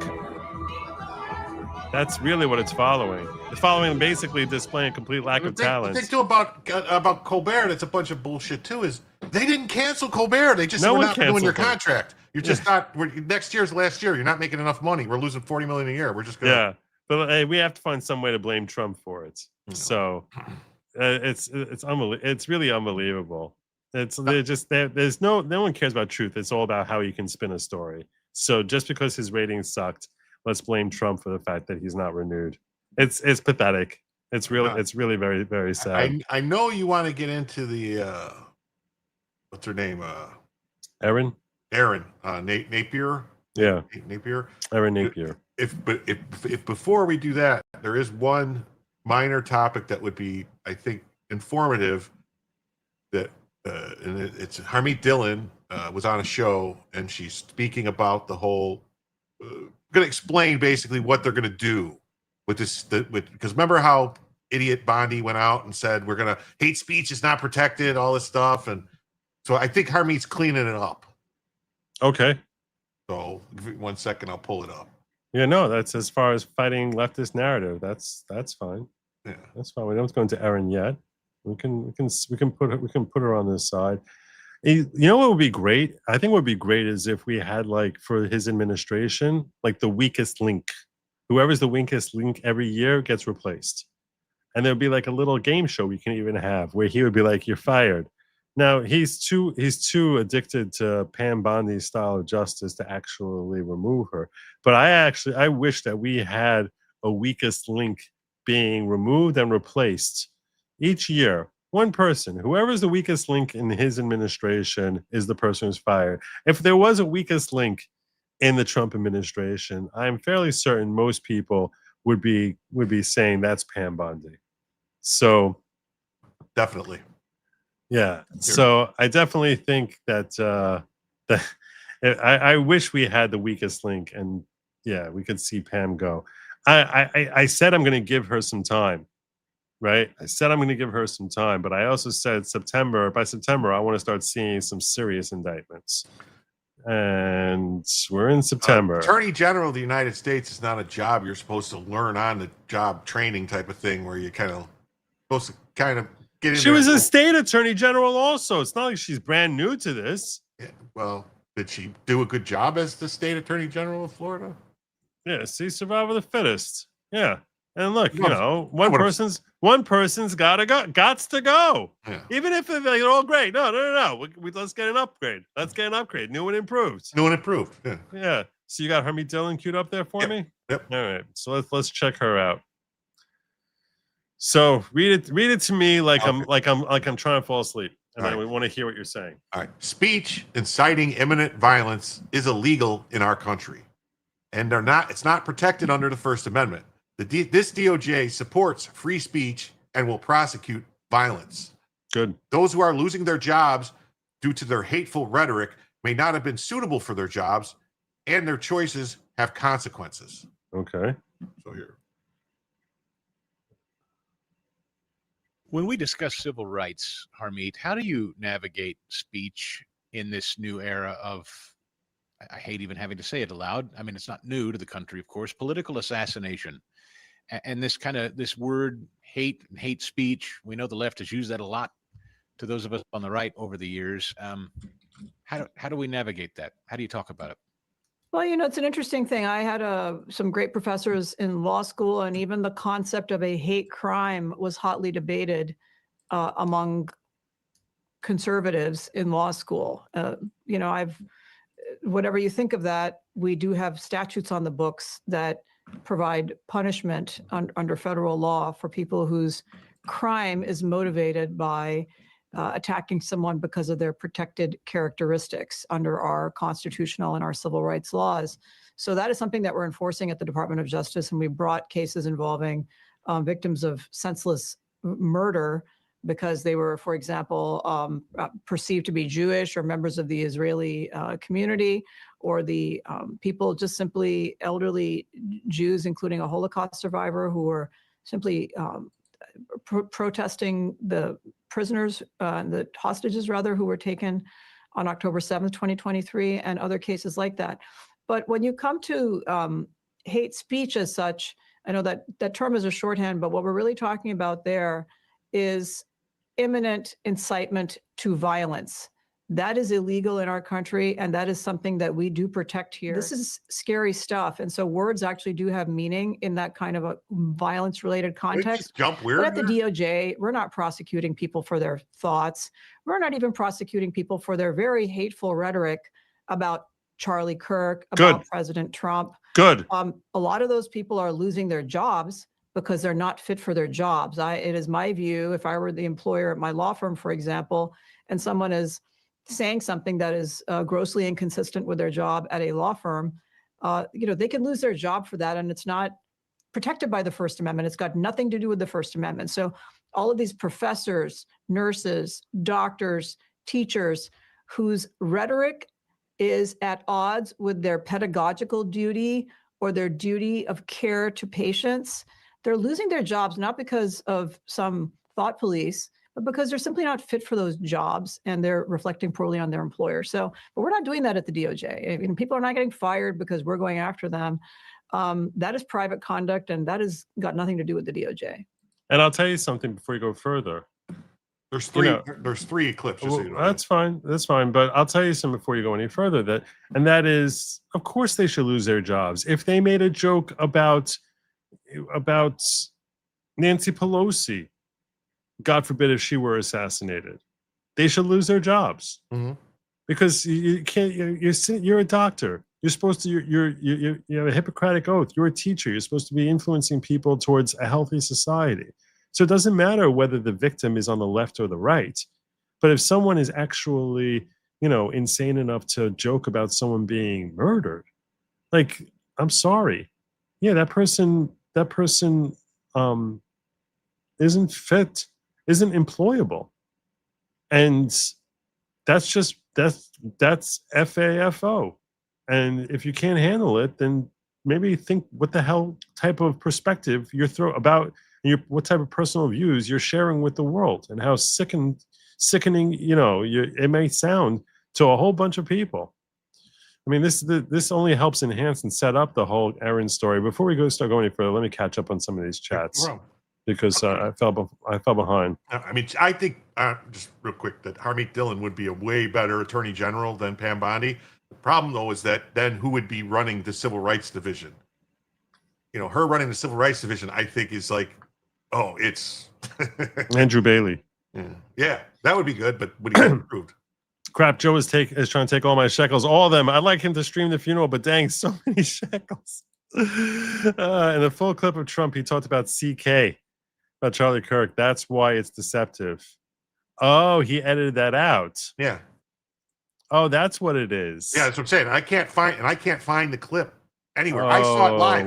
I was watching the news. I saw it, and that's when what you're saying. He responded first to Charlie Kirk, and then was talking about the ballroom. Then there was something else about what else is going on around here, or something. And Trump started talking about, oh yeah, because it was something about the question was over Trump making too much money. That's right. The person said, "You've made so much money as president. Do you think it's figures? What do you mean I make so much? Look what's going on here. I'm paying for this. I'm paying for this. The construction. You see all the trucks? Wow." And that's right. He is such. Oh my gosh, he is such scum. He is such scum. Wow. Charlie. Oh my gosh. Jimmy Kimmel is such a dark man. He's so twisted. Wow. That's what Wesley means. He says in the full clip of Trump, he talked about Charlie Kirk. That's why it's deceptive. Wow. That's not even free speech. This is him just being total scum. And I think that's actually what they were pointing out to, is that it's actually against the rules. Like they have specific rules for the licenses, and you cannot be deceptive with some news topic like that. You're not supposed to do I it. haven't heard this from anyone. This is something that everyone should be talking about. His deceptive information practices. My God, what a dirtbag. Oh my gosh. Such scummy type of behavior. Oh, what slime. Wow. The world is better off without Jimmy Kimmel having access to the airwaves. The government shouldn't do it, but the public should recognize it, and he should basically be silenced and ignored. Remember when Jimmy Kimmel said that an unvaxxed person shouldn't be treated at the hospital? I do. Jimmy Kimmel got what he deserved. It's true. It's true. The audio in the trunk that is also edited, Marine One is idling in the background. They had to boost the reporter's audio so that she could be heard.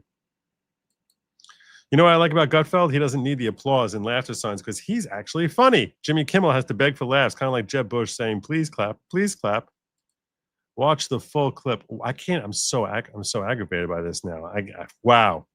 I would have been tweeting that out. The only thing that keeps coming up is other people reporting what Jimmy Kimmel did, like the Daily Beast talking about what Jimmy Kimmel did, and I'm like, wait. Where was the original clip? That's what I'm saying. The original Trump clip answering the question. I can't find it.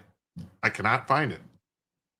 Check Forbes. If you check Forbes, they're pretty good about getting Forbes breaking news. They had tons of clips of stuff.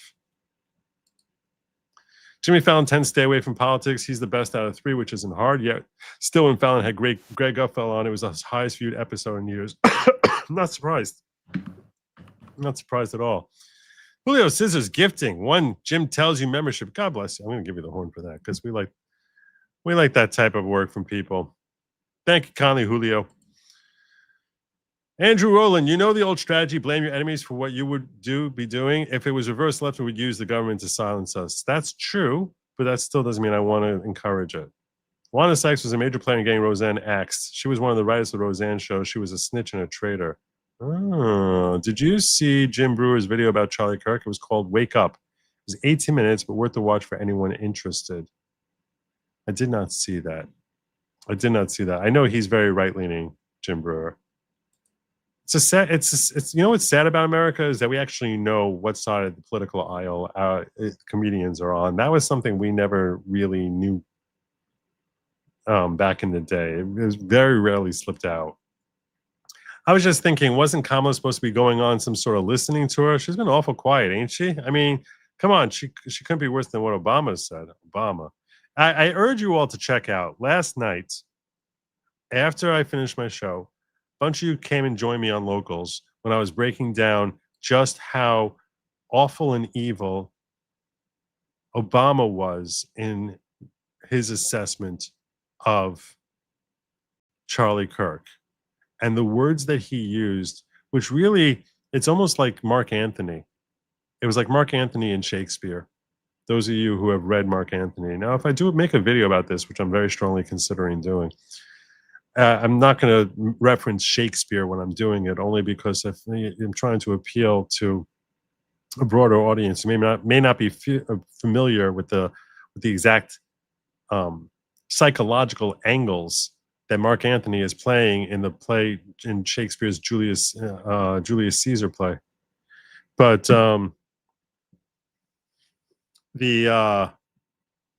the angle in that famous speech they gave called "Friends, Romans, Countrymen, Lend Me Your Ears" is that he says, "I come to bury Caesar, not to praise him," and talking about how terrible Caesar is and how honorable his assassins are, before he starts basically talking about all the terribleness of the assassins and the greatness of what Julius Caesar did, and at the same time just dialing back and saying, but they're honorable men, and and these people, and Julius Caesar was terrible when he refused to be crowned from me, not once, not twice, but thrice. And they say that greed was his shortcoming, paraphrasing because I don't speak like Shakespeare, and all the while just giving all the evidence to contradict his repeated statements of, no, but they're good people. That's what Obama did. And that's what he did for 8 years. That's what he routinely did. It was the most Obama-esque speech I've ever heard Obama. It was like Obama on steroids, just listening to him do that. And I was thinking about making a video. We'll see. Maybe I'll still do it.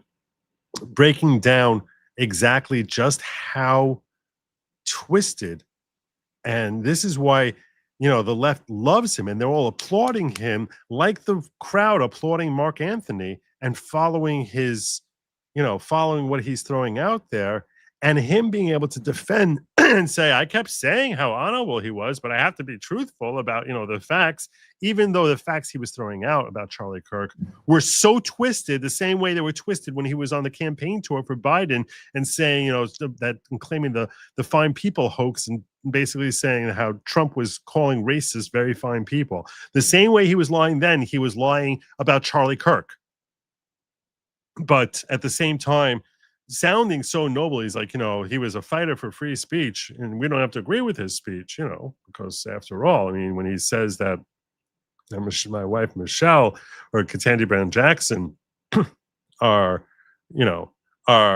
and black women are not equipped for their job and don't have the mental cognitive processing, we don't have to agree with that, and basically going on and on, implying that he's a racist, but he's a good man. It was exactly Mark Antony.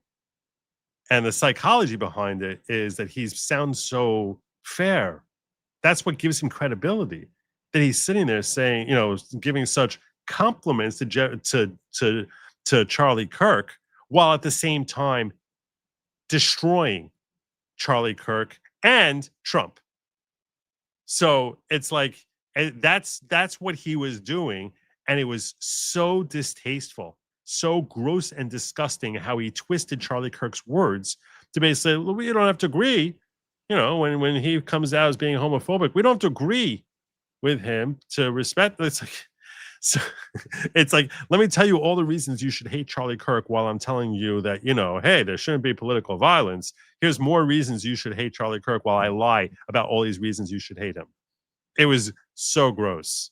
Ugh. God. Anyway, so I spent a half hour doing that on Locals. Urge you to check it out if you want to see that. I can't find it. You can't find the original of Cannot Trump. find it. Everything I go click on takes me back to the same clip of Jimmy Kimmel's show. That's so pathetic. Number 6, deal with it says, is being alive a protected characteristic? I'm not sure what that means. Oh. Yeah, well, no, life, liberty, pursuit of happiness is one of I'm not sure if this is what you're asking, but I will say this. There's no such thing as defaming the dead. The dead can't bring it and their offspring. So people who defame Charlie Kirk, there's no repercussion other than being humiliated. Ron Coleman disagrees with you. He said you can defame. You can. You can defame. Yes, he said you can defame dead people. Yeah, you can Can't defame sue them, over it. but there's no action. There's no action. Yeah. Okay. It's There's not no actionable. Yeah, they can be defamed. You just can't. There's no one who can sue for them. Like their heirs can't stand up and say you defamed. You know, his wife can't get up there and say you defamed my husband, because it's not considered defamation. Now, if they had defamed him while he was alive, then that cause of action will be picked up by the estate. So what happens is, let's say, okay, what if you're defaming them hurts an organization that still exists and is ran by his wife, and your defamation is causing harm to that organization? Wouldn't that be actionable? I think it would depend on the state. I mean, because she's hiring lawyers to sue people. You know that, right? I mean, no, I was unaware of that. Oh yeah, she's hiring lawyers. Right. So I think that in theory, because there's a separate type of thing which is like considered defamation light, that some states like New Jersey has, New York does not have, and it varies depending on what state you're in, which is casting someone in a false light. And I think that, and I would think it's very possible that Turning Point USA or some other organization that's designed to charitable organization in his name, for example, that now you're defaming this, someone's defaming the person who's named for. So if there would be, let's say, the Charlie Kirk charity, and that would be something that raises money for First Amendment rights, civil rights type of thing. Okay, so you have the Charlie Kirk Foundation. So someone started that. Now someone goes out and defames Charlie Kirk. So now it's casting in a false light, potentially, the Charlie Kirk Foundation, and perhaps that would be actionable. I don't think it would be a classic defamation suit. So I think you would need to rely on, because the person who's defaming Charlie Kirk is harming and is causing harm to the foundation, but it's not lying about the foundation itself. It's just lying about the person who the foundation is named for. And perhaps it's casting them in a false light that they're standing up for someone who's racist, misogynist, whatever. So in that sense, perhaps through that extension, they could have that. I don't think it would be I don't think a classic defamation suit would work, though. It would probably so. I haven't researched it. It's a great question. I haven't researched it, but that's my initial take as to what the law would be. But if someone knows better on that particular issue, I'd love to hear it. I'm going to try and bring this up tomorrow. I'm supposed to be on Layback Law with Eric, and I'm going to ask them this question. I think Ron Coleman might even be there, and if so, I'll try to ask him that question, because I think that's a great question. You put it in locals chat. Let's see what he put in locals chat. We do have locals chat. Let me see what he put in there. Oh, he put in the full clip of his interview. Okay, definitely want to save this. You definitely want to watch this. Here's the full clip that was edited down. Thank you so much, Wellesley. This is the full clip that was edited down by Jimmy Kimmel, so we can see how Jimmy Kimmel manipulated the video in order to try and make Trump look like he didn't give a damn about Charlie Kirk. Oh, I got the wrong thing. I gotta get mine up there. Let's turn this down a little bit because the background noise is very rough. Very rough. Not really. I'm really concerned for our country. We have a great country. We have a radical left group of lunatics out there, just absolute lunatics, and we're going to get that problem solved. I'm only concerned for the country. Yeah. Mr. President, how do you want to see your supporters respond to this? Charlie Kirk was a big advocate of nonviolence and free speech on campus. How do you want your supporters to respond to it? I think that way. He was an advocate of nonviolence. That's the way I'd like to see people respond. Say it? Did you speak with his family? I did. I spoke to Erica, his wife. We had a long talk, and she's devastated. She's absolutely devastated, as you can imagine. Are you concerned? Have any reporting information behind the Hardy-Cox assassination? I don't know what you're saying. When, Mr. President, are you planning to bring both presidents, the president of Congo, Felix Tshisekedi, and president of Rwanda? They're coming soon. They're coming soon. And as you know, I spoke to their foreign ministers. They were here a couple of weeks ago, as you remember. And they'll be coming soon. The presidents are coming very soon.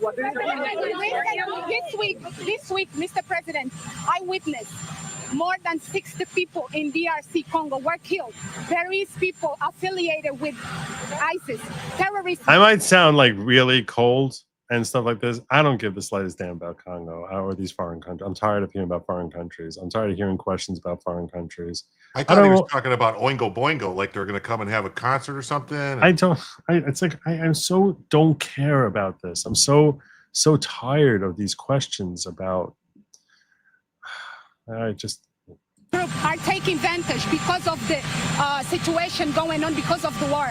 So what is your word for Congolese people? Well, we're going to be talking to them. As you know, we are talking to them. It's a very violent place. It's very, very violent. For a long time, it's been going on for 30 years, 35 years even, they say. But we're going to handle it. Thank you.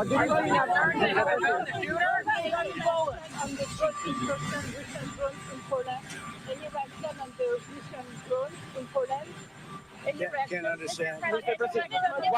What do you think about the media that justify the murder of Charlie Kirk? I think it's terrible. They're going to be ashamed of themselves. It's terrible. Why haven't they found the shooter yet, Mr. President? Are you concerned that it's been 24 hours? Well, I hear they're making big progress, and we'll have to see what happens. Do you have any indication of the shooter's motivation, sir? I have an indication, yeah, but we'll let you know about that later. Thank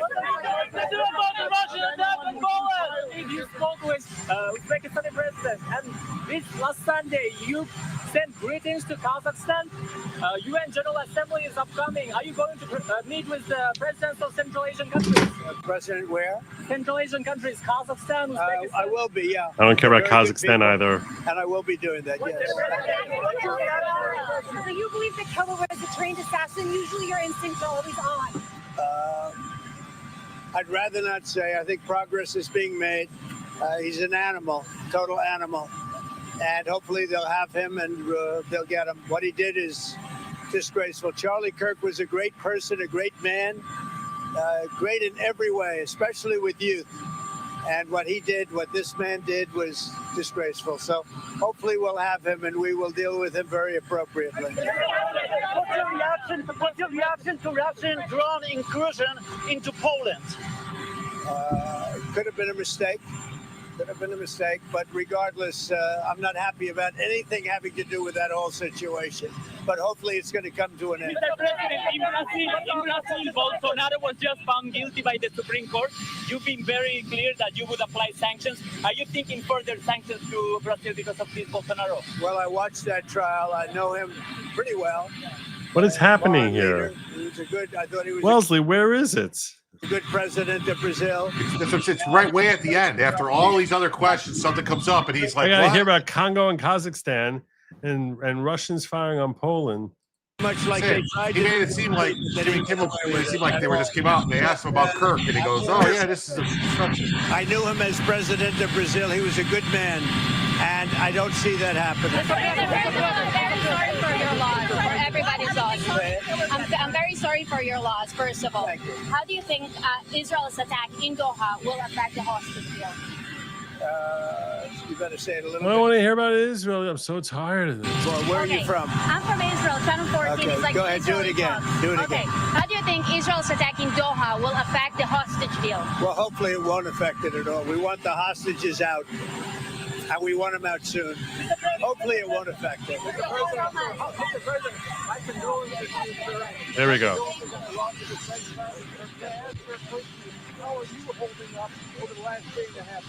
Now we finally get to the question. How are you holding up over this? Over this? It sounded like he said the last 8.5 days. Over the last. Is that That's what what I said? heard. Why would he say 8.5 days? I don't know. How are you holding up over the last 3.5 days? Day and a half. Very good. And by the way, right there, you see all the trucks. They've just started He did- construction of the new ballroom for the White Okay. House, which is something they've been trying to get, as you know, for about 150 years. And it's going to be a beauty. It'll be an absolute. So he didn't edit that clip then. He didn't edit that clip. He was asked how he did in the last day and a half. Now no one can hear anything that's happening there, and he basically expressed that he couldn't hear what people are saying. But Jimmy Kimmel did not. Started, so it'll get done. I swear, I don't remember. I don't know. Jimmy Kimmel did not edit that. One of the best anywhere in the world, actually. All right, I'm glad we got to the bottom of that. So this way I want to get accurate information. So Jimmy Kimmel did not edit that. That was his answer to that question, but yeah. Yeah, but so it it's sounded not like- really it's not a broadcast hoax. He sounded like he spliced, because you heard in Jimmy Kimmel's clip, you heard that woman saying my condolences about the loss of your friend and this and that, and then immediately that guy started talking about. So they did edit. Is that what happened? It was a woman who said. It was a woman who said it, and then he added the other guy stuff in. That's right. 150 years, and it's going to. No, I'm saying like a minute or so ago, the woman said my condolences on the loss of your friend. I don't know. I'm not seeing it there. But we all saw how twisted Obama was over Beergate. He was twisted everywhere. He was just unbelievable. To some of Obama's remarks, he was a Nazi fascist racist who I didn't agree with, but don't do nothing to him. Yeah, that's pretty much it. Hate crime is special because of protected characteristics. Being alive is a protected characteristic. Oh, that's what you're trying to say. Oh, I didn't understand what he was saying as being alive protected characteristic. Yeah, hate crimes are dumb and unconstitutional. 100% agree with you on that. But we will look bad on the world stage. Screw your world stage. No one cares about your freaking world stage. Breck Nichols says this is for Jim's Oingo Boingo reference. Thank you for the super chat, my brother. Kicking in $10 towards the goal. How are we doing on the goal? I think the goal is going okay. Is kicking in $10 towards the goal. We're getting there. We're definitely getting there. When I put that goal up, I did not realize that this thing is starting 1:00 Eastern time. That was. Have you checked the ghetto lately? I checked the ghetto. I have checked the ghetto. Okay, yes. just asking. I'm on. We were in the middle of covering Harmeet Dhillon when I sidetracked here. We're not lying about Tyler being a right-wing MAGA, knowingly be a broadcast hoax. He's saying in conjunction with what he earlier said about 47 CFR 73.1217 broadcast hoax. I haven't looked up that particular statutes. But enough people have mentioned it. I think it said something about knowingly. That's the thing. Knowingly transmitting false information about tragedy or something like. 47 CFR. Read off the number to me. What is it? 2317. I can't find it. Where'd it go? Here it is. 47 CFR 73.1217. All right. Broadcast hoaxes. Let me pull this up for you guys real quick. How long is this thing? Okay. I don't think it's that long.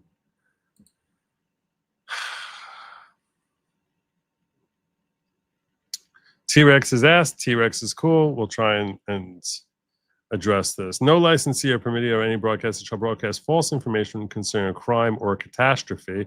If the licensee knows this information is false, it's foreseeable broadcasting information will cause substantial public harm, and broadcast information does in fact directly cause substantial public harm. It's going to start at 2 p.m. Eastern on Sunday. 2 p.m. Eastern.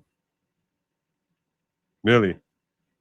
Oh yeah, because they're in a weird time zone over there, right? In Arizona. Yeah, Arizona. Sometimes it's mountain, sometimes it's western. It depends on the time of year, or like Pacific. I will honor my commitment if in fact we get there. I'll certainly honor my commitment.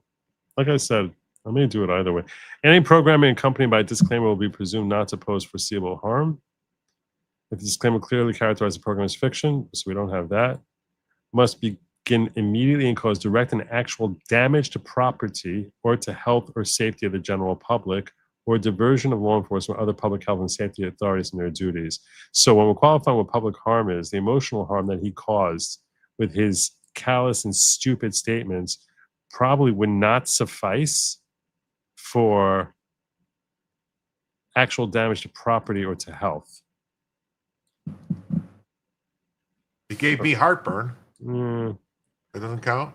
Public harm being deemed foreseeable of life, you could expect with a significant degree of certainty that public harm would occur. A crime is any act or omission that makes it. So, yeah, I don't think that we're going to see a violation of 73-1217 because I don't think this would qualify as public harm. But I'm glad you asked this question, T-Rex, because I never looked at this statute before my life. So I think that he probably could defend from any claims about this pretty quickly. Because I don't think I wouldn't say that this qualifies as public harm under the statute. Anyway, let's get back to you and your Harmeet Dhillon thing as we were plowing through here. As America's top hate-motivated crimes prosecutor, I and this Civil Rights Division are prioritizing keeping all Americans safe as we chase every lead to ensure justice for Charlie Kirk. What do you got? Are we watching again? No, this is a different clip. I know. Do it. Final question, Harmeet Dhillon, and that is just the perspective of having been on the outside and now on the inside, institutional government. What do we need to understand? What have you seen and what have you encountered that maybe we don't see? I know our tendency is to, you guys that hold office, we sit out here and we, maybe we're impatient at times. Are there things that go on inside DOJ that we just can't know or don't understand that maybe you could import on us this morning? Well, let me give you an example. I understand there's almost a mob mentality on social media to demand every bit of evidence regarding a murder investigation, the assassination of my friend Charlie Kirk, for example. And it actually impairs our law enforcement efforts to be blurting every detail out there. It is not helpful because when we're investigating leads and investigating potential members of a conspiracy, why do I need to telegraph to them what I'm looking at? So sorry, I don't think the general public is entitled to a blow-by-blow of every aspect of an investigation as it unfolds, and it's actually very harmful to our ability to do our jobs and get the killers, prosecute the conspiracies, and keep all Americans safe. So I would say that is one thing. I have seen a lot of evidence that's now unfolded in the public, but I saw it days ago, and we're following leads, and I'm part of that investigation because to the extent that there is a hate motivation of people involved in that assassination, that is something that the Civil Rights Division, I'm the lead hate crime prosecutor in the United States, and we have brought those kinds of cases in this administration. So I think people need to be patient and respectful. If it was your loved one who was murdered and unfolding all of those investigative facts on the internet would impair the ability of law enforcement to catch all the killers involved in that, you wouldn't want that. So think about it from that perspective. Wow. And this is the last part. She just says Charlie was one of her closest friends, biggest supporters. Blah, blah, blah. I don't know if you want to. Up to you. Yeah, do it.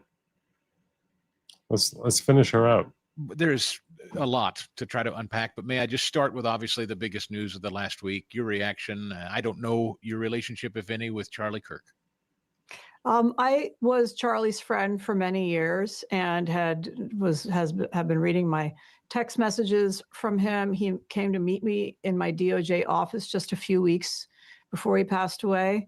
And, I think I met Charlie probably in 2017 as I was one of the lawyers for free speech on campus. And we developed a close relationship. We were in touch regularly. And one of the things that I'll never forget in my interactions with Charlie is that when I took on the whole Republican establishment to run for chair of the Republican National Committee, Charlie put all the resources of Turning Point behind me, and he was really one of the few organizations who put their action into the Turning Point action into this race. Everyone else stood on the sidelines. And so his courage and his vision and his leadership in demanding that there be a better future for America's youth and that young people get involved in the party, I think was really very touching to me. So that's something I never will forget. I was a frequent speaker at Turning Point's national events, talking about the issues that I care about regarding our civil rights. And so it touched all of us deeply here at the Department of Justice. I have staff who works directly for me, who actually I hired out of Turning Point action. And, there were a lot of tears over the last week here in our office in the Civil Rights Division. All right. So let me just get to another couple of super chats. I do want to start getting in on the Erin Napier story. Give me the, you have to earn the horn, Corn Pop. You got to earn the horn. The horn gets earned. They edited down that questioning to make it appear that was the only question answered. It is absolutely despicable. Yeah. He's a gross person. Jimmy Kimmel is a gross person. Missed my post on first DM. I didn't miss it. It's a 7-minute. What you shared with me, Lauren, I'll put it here. What you shared with me was this 7-minute clip, and I don't even know what this is about. So it's a little difficult for me because your first clip was up earlier where you said sent you a DM worthy of a listen. I don't doubt that it's worthy of a listen. It's 7 minutes, and I don't know that I have time to do that right now because I'm already an hour and 46 in, and I didn't get to my thumbnail yet. So I kind of gotta get moving, but I'm not looking to trivialize. I'll give it 1 minute. We'll give it 1 minute. We'll see how it goes. Okay, we'll give it 1 minute. So a warrior and a soldier in Afghanistan. I have Brooklyn's very own warrior and soldier, Melissa Vitale. I don't know what we're watching. How's my projection? Are we good? Everybody good? Good evening, everyone. Hello. First, I would like to thank Jim and Janine for inviting me to speak today. Yeah, I can't do this. I can't. I don't even know I don't even know what I'm doing here. I'm sorry, Lauren. I'm sorry, but I gotta move on to the my featured story here because that's why I got people coming in here, and I can't start dealing with things that I haven't had an opportunity to vet before the show. So I'm sure it's great. I'm not questioning that, but as far as being on topic and where I'm looking to go, I gotta get there. So Jim, what do you have for us here with respect to this Erin Napier? You want to share with me the links for me to share, or well, it's up to you. I can share your links with you, or you could. What do you want? Tell me right now. Here, I'll put them in the private chat. There's 2 links is all I got. 2 links are all you got. All right. So Erin Napier. Many of you may or may not have heard of Erin Napier. I never heard of her before or her TV show. I didn't know anything about this woman. I literally only heard of her tonight. I knew there was one thing. Oh, gosh, I'm so upset at myself. Before I go to Erin Napier, there's one more thing that I wanted to share with you that on the Jimmy Kimmel topic. Before we move on, before we move on to that, we're going to go to this right away, but I just want to get to one more thing about Jimmy Kimmel. And that was this story from the Daily Mail about what's unfolded over the last 24 hours with respect to Jimmy Kimmel. So Jimmy Kimmel goes nuclear, Daily Mail is reporting, over ABC canceling him for outrageous Charlie Kirk comments as insiders reveal he already has new job plans. You see why I had to sort of bring this in? Mm-hmm.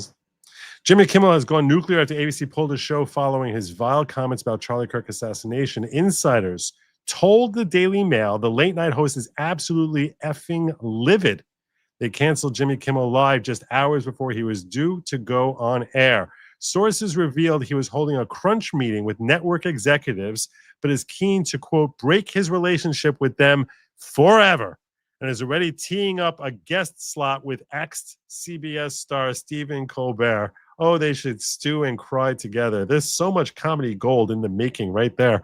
Meanwhile, one of his producers said they were wandering around like aimless cows, adding, I've never seen Jimmy this angry.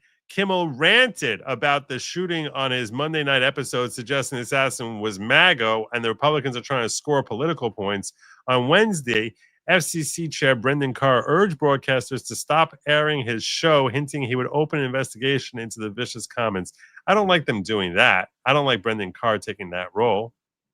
Next Star Media Group, which owns numerous local ABC affiliates, then came out and branded Kimmel comments offensive and insensitive. By Wednesday night, Disney-owned ABC announced Jimmy Kimmel Live was preempted indefinitely without elaborating further. Kimmel's late night slot was replaced with an episode of Celebrity Family Feud, which is hilarious and probably far more intelligent than the normal fare he throws out there. A source told the Daily Mail, Jimmy is pissed over the decision to suspend him and the show and isn't going to take this lightly as he's actively looking for ways to get out of his contract. I think we've seen the last Jimmy Kimmel Live show.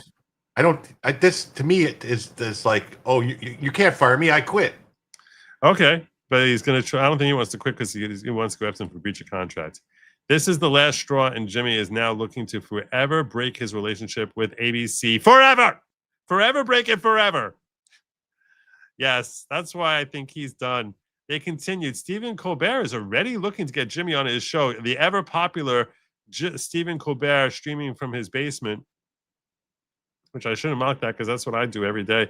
But Stephen Colbert is already looking to get Jimmy on his show as a guest in the next couple of days or within the week. Quote, now they both are in the same predicament with being against the Trump administration. They've always been against the Trump administration. And they're now looking to do something together to fight for what they believe in. They're not fighting for what they believe in.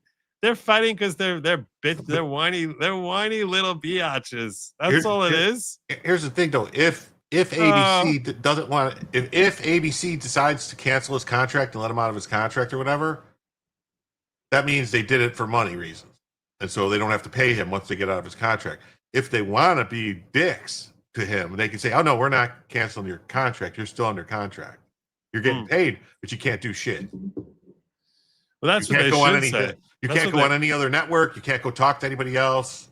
Let us out of your contract, or else you're under contract and you have to honor it. That's honor your contract. We're going to honor our end of it. Our end was to pay you.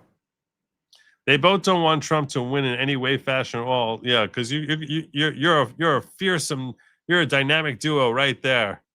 You're this is like Saturday Night Live's incredible, ambiguously gay duo. And this has lit an extreme fire under Jimmy's ass to continue to tell it like it is and be real to himself. Oh yeah, because it's all about the justice, not about the fact that he's bitter and whiny. No, this is now about justice. That's what it's ultimately about. Oh my God! Now, if Colbert brings Jimmy Kimmel on in a guest spot on his show, don't you think CBS might have a problem with that? I don't know. What are you doing? You want to get fired too? Depends on what's in his contract. So, a producer on the show gave a glimpse into how the news was being met by Kimmel and the rest of the crew. They said, well, now I don't have anything to do. We're shut down indefinitely. We're all here. We're basically wandering around like aimless cows. I guess that's what the origin of the aimless cows thing. Jimmy is going to meet with the network now and hopefully figure this out, but he is livid. Boo-hoo. Absolutely effing livid. This is clearly the government overreaching. How do you get that? What about the fact that your numbers stunk? Your numbers were going down, down, down. There's no such thing as free speech in America if the government can lean on companies to stop any content they don't like. So there you go. Wait a minute. Are they not aware of the Bailey versus Biden lawsuit because of the stuff Andrew Bailey from Missouri v. Biden? What was that The one? government leaning on companies to stop speech they didn't like when they were talking to Facebook and Twitter and having people's fucking posts taken down. That actually happened. Oh, you're talking about Louisiana. Yeah. It was Louisiana and Missouri. It was a double state, if I'm not mistaken. That's correct. And shame on the network for caving into the pressure. He didn't even say anything that bad, but even if he did, that's freedom of speech. It's not the government. You keep You're charging the wrong party here. Jimmy said he's going to fight this, not even because he cares so much for the show. Of course not. Of course it's not his personal. No. He's just a man of the people, although he does. But because he cares about the precedent, that's what he really cares about. He doesn't care at all about himself. This is purely a selfless act by a very selfless person. You can't make a comment about Charlie Kirk. You can make whatever comment you want about Charlie Kirk. You also don't have to have a platform. Look over there. Look over at all the crap they're saying on Fox. Look what they say in South Park. What are you talking about? What are you even talking about? This South Park pulled didn't air this week because more than likely their episode probably had more Charlie Kirk stuff in it. Because the previous, if you remember, they did the whole thing where Cartman was Charlie Kirk. Charlie Kirk loved it. No, nobody was offended by it, and they yanked that down, that episode down. So now I'm going to have to buy another season of South Park just to get it. If they sell it still. No, it'll be in the Blu-ray set. It'll be in the set. This is persecution. Jimmy isn't going to stand for it. He has a lot of friends. You don't know how important I am. I'm very, very important. I'm a very, very important person. He has a lot of friends that are going to cause problems. If suddenly he doesn't have a show, they're all going to be causing lots of problems. He'll get every friend he has to stop doing ABC shows. You want to book someone on The View? Good effing luck. How effing dare they? Oh.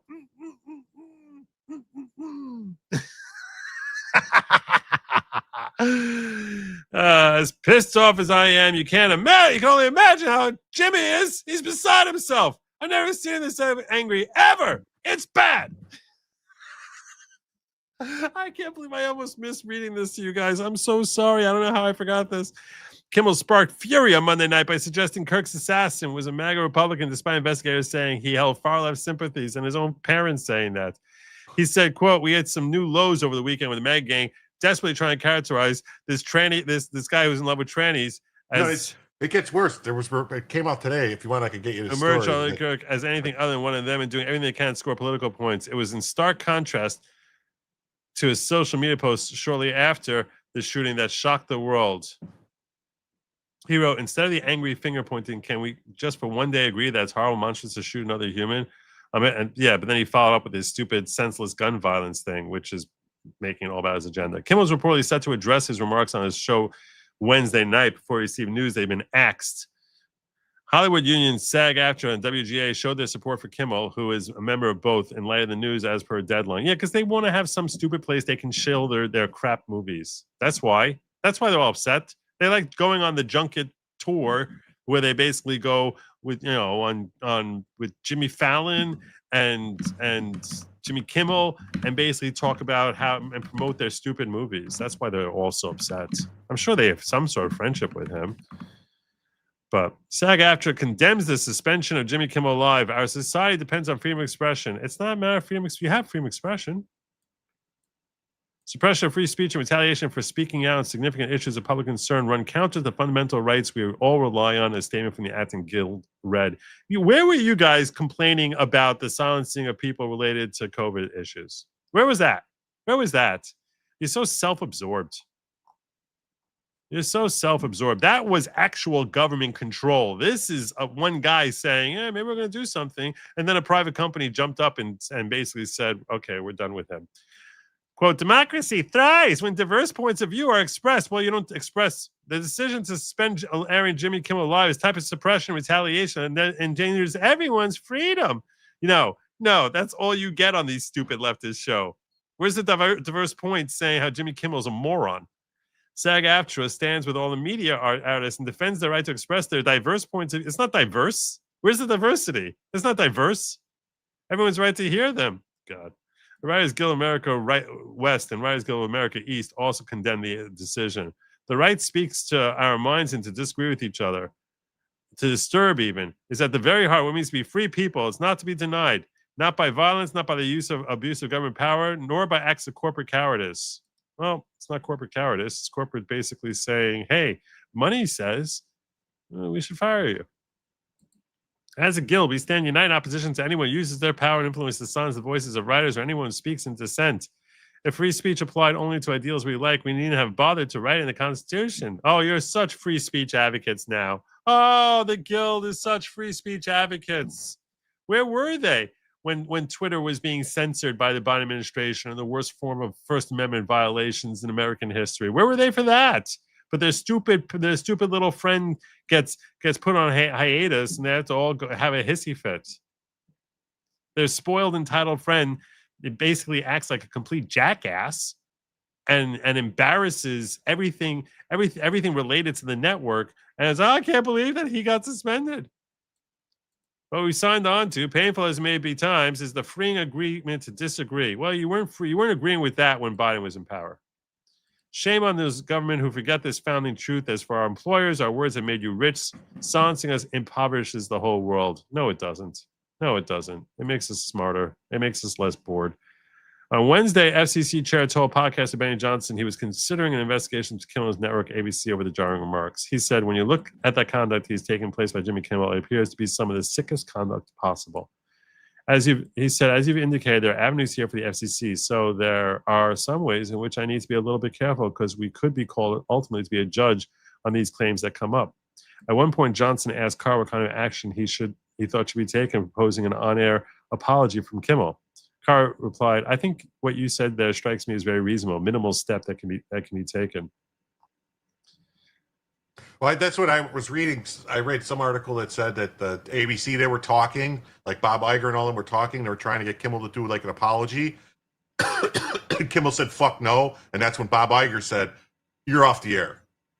So they offered him to do an apology. Yes. Because in this article, they said he was going to do an apology on Wednesday, right? No. They wanted him to.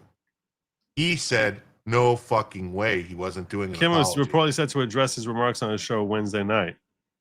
Maybe to address, but not apologize. Yeah, right. They wanted a apology. Oh, yeah, that makes more no. sense. And Bob Iger said, all right, that's that it. Makes sense. It's done. Shut it down.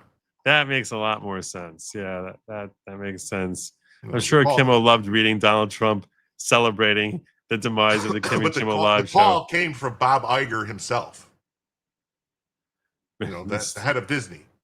Like, no, it's done. He doesn't want to, you're not going to apologize. You're done. Get out of here. He don't give a fuck about Jimmy Kimmel or the ABC. He don't care about ABC. Most straightforward attack on free speech from state actors I've ever seen in my life, and it's not even close. Well, apparently there's a Judge Terry Dowdy from down in Louisiana who thinks you're an idiot, Chris Hayes. California's Governor Gavin Newsom. Yeah, Also blamed the Republican Party for not believing free speech, claiming they're censoring you in real time, buying and controlling media platforms, firing commentators, canceling shows. These aren't coincidences. It's coordinated and it's dangerous. Wait, didn't we just hear the whole story that George Soros just bought like 800 radio stations? What is he talking about? The big three of late night genre have long considered to be Kimmel, Colbert, and Fallon, all competing at the covered time slot, 11:35 p.m. The three hosts represented the three major network players, ABC, CBS, and NBC, respectively, before Colbert was also canned earlier this summer. Colbert had typically scored the top spot in ratings and still was losing $40 million a year. Kimmel finished the last 2 years in second with an average of 1.82 million viewers, while Fallon placed third with 1.43. He was down at 1.1 million over the last 6 months. They can call it 1.82, but I read that he was down at 1.1 for the last 6 months. And that's what was very disconcerting. It's nice that in 2024 he's at 1.82, but now he's at 1.1. So that's pretty serious. That's a loss of like 40% of his audience. Despite Colbert's success in ratings, the network still decided to axe his slot altogether, potentially representing a bleak outlook for the two Jimmys. All three late-night shows dipped in ratings over the last 5 years, and shows at the 12:35 slot were even worse off. That's why James Corden, his stupid show died. They all are terrible. I think the world would be better off if we were done with the late-night talk hosts, frankly. Love Harmeet, but tired of as many as in action. She actually isn't taking some actions. They need to shut up. They silenced Roseanne Barr. Yep. They sure did. They sure did. Okay. There's one quick thing I put in there, if it only take less than 30 seconds, just to cover more information came out about the assassin. If you want to pull up the New York Times, just read the headline. That's it. The New York Post. I'm sorry, it's the bottom link. Let me see what you got here.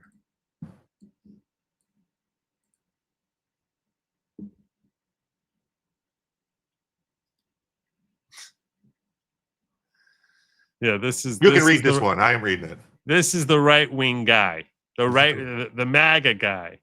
Alleged Charlie Kirk assassin Tyler Robinson played furry shades of gay porn video games online. Wow. I think if you scroll down, it'll show you pictures from the game. No.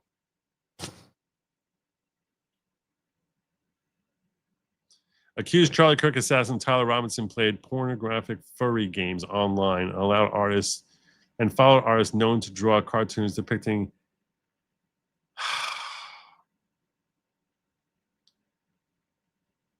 there you go. Yep. Like I said, 30 seconds. That's it. Depicting pedos, according to shocking report. Friends of the 22-year-old suspect told Daily Mail that Robinson, who allegedly left a sex-related gaming message on a bullet casing used to kill Kirk, used the account name Crafton247 on multiple gaming and online platforms when he engaged in the fringe furry subculture. A Steam account with that name shows he downloaded and played a dating simulator called Furry Shades of Gay, which describes itself as a game of love, queer relationships, hot gay sex, and slapstick humor. Wow, I shouldn't be reading this so close to the Jewish New Year. Okay. He was basic. Oh my gosh. Oh, just stop. No. Oh gosh. This is weird. Oh my God. No. Why? Why are there people like this? Why? Because we've gotten to the point where Darwin's law does not exist anymore. What? Oh my God, they're so weird.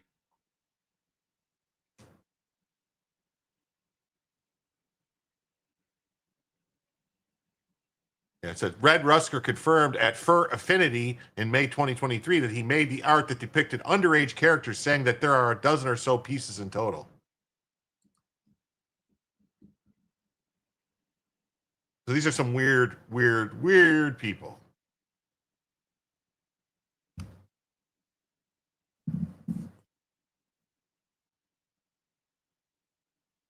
You really didn't have to share that with me. I thought it was important for you to know. What part of our history together? Because this is important information. Led you to believe that this guy. This is information Joe needs. Because this guy just wasn't gay. This guy just wasn't into trans people. He was into some really weird, fucked up shit. You know, and this is the problem on the left, is they're all into weird, fucked up shit.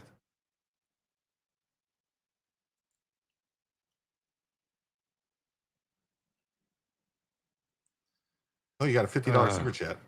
I see. Lauren jumped on in here. And she's making me feel guilty that I only spent like 12 seconds watching her 7-minute video. All right. The current discussion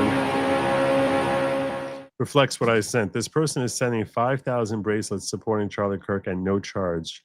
She's a gay woman influencer who is a huge Trump supporter. In my honest opinion, her 7-minute talk is worth a listen. Sad you dismissed it. Now look at this. Should I watch her thing? I should. Right? Go ahead, watch it. I'm going to go to the bathroom. I'll be back. She's making me feel all guilty. All guilty. That's what they play on. They weaponize my emotions. I feel guilty. Now I feel all guilty. Fine. I'm gonna give it 3.5 minutes, and we'll see. We'll see. We're gonna see. Hold on a second. Let me find what you gave me here. Warrior and a soldier in Afghanistan. I have Brooklyn's very own warrior and soldier. How's my We're hearing it. You're not showing it. I know. Good evening, everyone. Hello.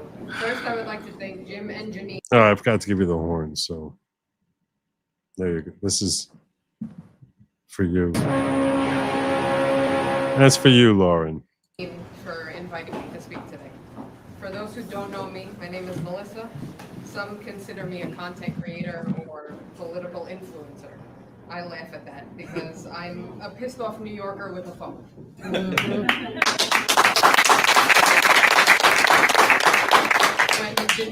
When Janine invited me to speak here, she said, "What do you want to speak about?" I said, "I don't know, I'll figure it out." Little did I know, while trying to figure it out, a terrible tragedy would occur, which would essentially send my thoughts into a spiral. I didn't know him personally, but he changed my life.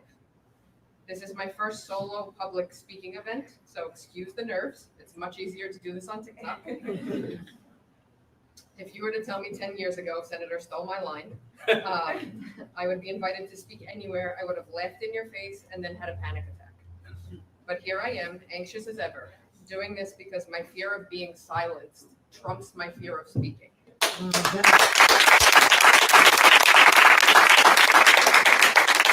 Charlie did that for me. I was never political, nor was even registered to vote until 2016. And even then, I wasn't publicly political on social media until early 2020.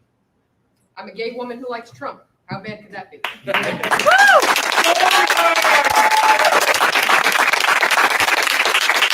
top it off, I'm a healthcare worker who is against mandates.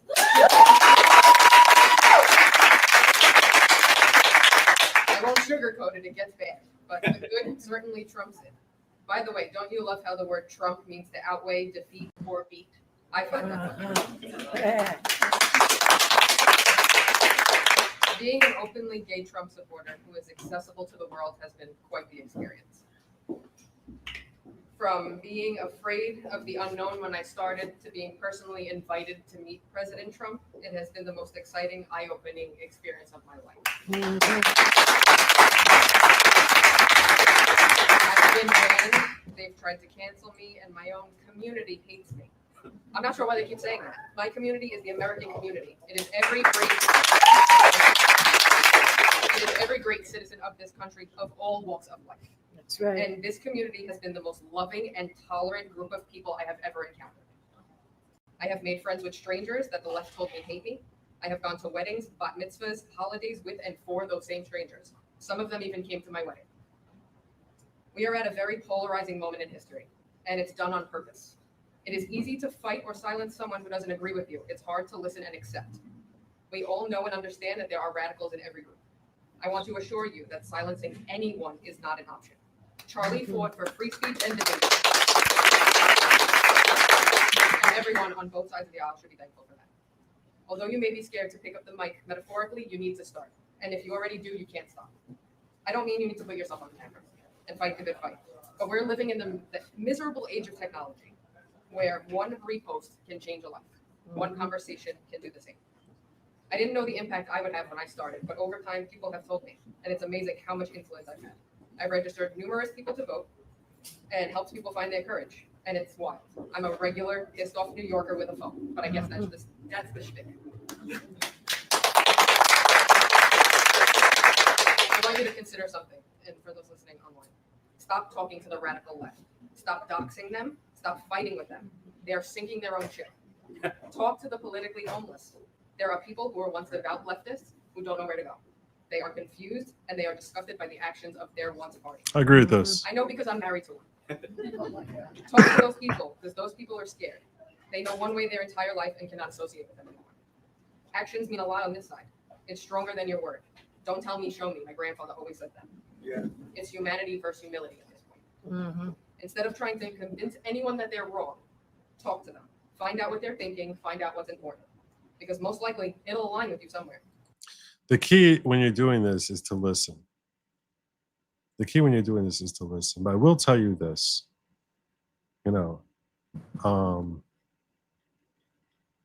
Steven Crowder, who became famous doing his whole Prove Me Wrong series.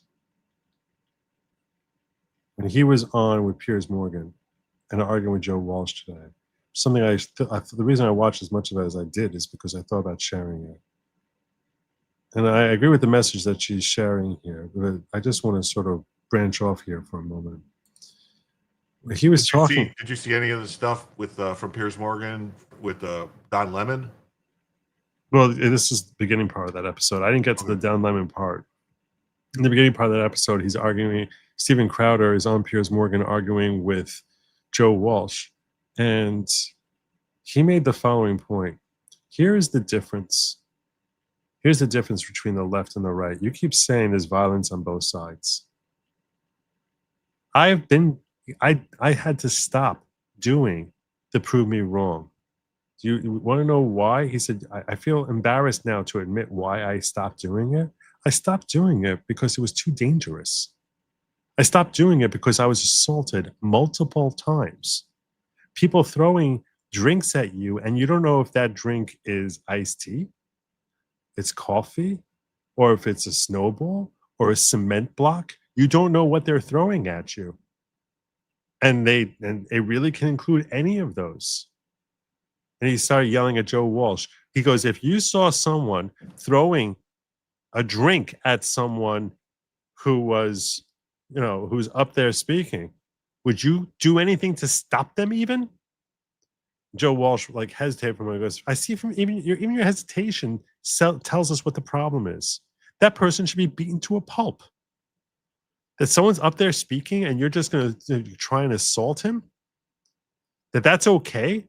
Said he was like, Crowder was practically crying. It seemed like that he was embarrassed that Charlie Kirk had more bravery than he did, and that and that Charlie Kirk went out there and kept speaking.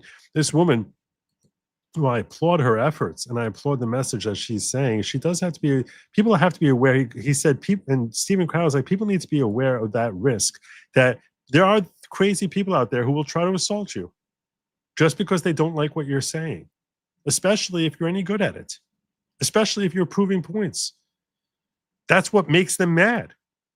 So he said, so Joe Walsh threw back at me. He's like, what if it was someone from the left and you saw someone from the right who was throwing something? Would you stop them? He said, yes, in a heartbeat. I would. That's not what's supposed to be happening here. And Joe Walsh like, I would do it too. I would stop both. I don't know. He's like, I don't know if I would kick it. I don't know if I would beat him to a pulp, but I would definitely do what I could to try to stop them. And that, at the very least, is what we need. We need to have a public that recognizes that when someone is up there speaking, whether they're from the left or the right, that the idea of assaulting them and even throwing a drink at them, even if it's not concrete, is intolerable and deserves a good old-fashioned ass whooping. That's what it deserves. Whatever happened to fighting words? It's not fighting words. That's fighting. I mean, that's fighting, because you throw something at someone, even if you throw someone a drink, that's heavy. You can knock someone unconscious or knock out their eye when you do something like that. Or knock them off the stage. They could fall and crack their neck. That's a dangerous thing. And people are just completely ignoring as if like, oh, well, no, those people should be beaten to a pulp. That's what should happen. It's ridiculous that Steven Crowder had to basically abandon that whole thing because he was assaulted multiple times. I didn't know that. He said he's upset that he didn't tell people how often he was assaulted because he thought it was cowardice, or he would also make people reluctant to go out there and do it. He's like, he goes, I'm embarrassed that I should have told people about it. So, yeah. That's well, because Crowder's a big dude too. He's 6'4", 6'5", something he's like massive, dude. The dude is built like the Hulk also, right? Breck Nichols says, I like to think I'm pretty savvy about the evil in this world. I had no idea this sick genre of anime existed. I'm sickened by this. Yeah, it was pretty gross. HPJGKMC says, check your Twitter DM, send you a link to some tasty crap posting from Steak and Shake to Cracker Barrel. The meme wars of 2025 are so fire. I can't deal with this now. I can't. We made it most of the way through her thing. I really do want to get to that other story because I feel as if it's late. I'm going to tell you that we didn't reach our goal tonight. Now you're not going to count the $50 super chat and then the $20 super chats? You don't start critiquing. I'm here. asking a question. You don't know. Even Bronca counts the higher chats to the goal. I mean, even Bronca. I count them as like a double. That's what I tend to do. That being said, I will tell you, it is like a 95% chance. I'm almost definitely. I'm going to be streaming the funeral. I'll tell you right now. Fine. I'm going to count the largest super chats, and I will stream the funeral, God willing. You say it starts at 3 p.m. So I will be live streaming the Charlie Kirk funeral on Sunday afternoon. And I'm going to credit you guys as if we hit the goal.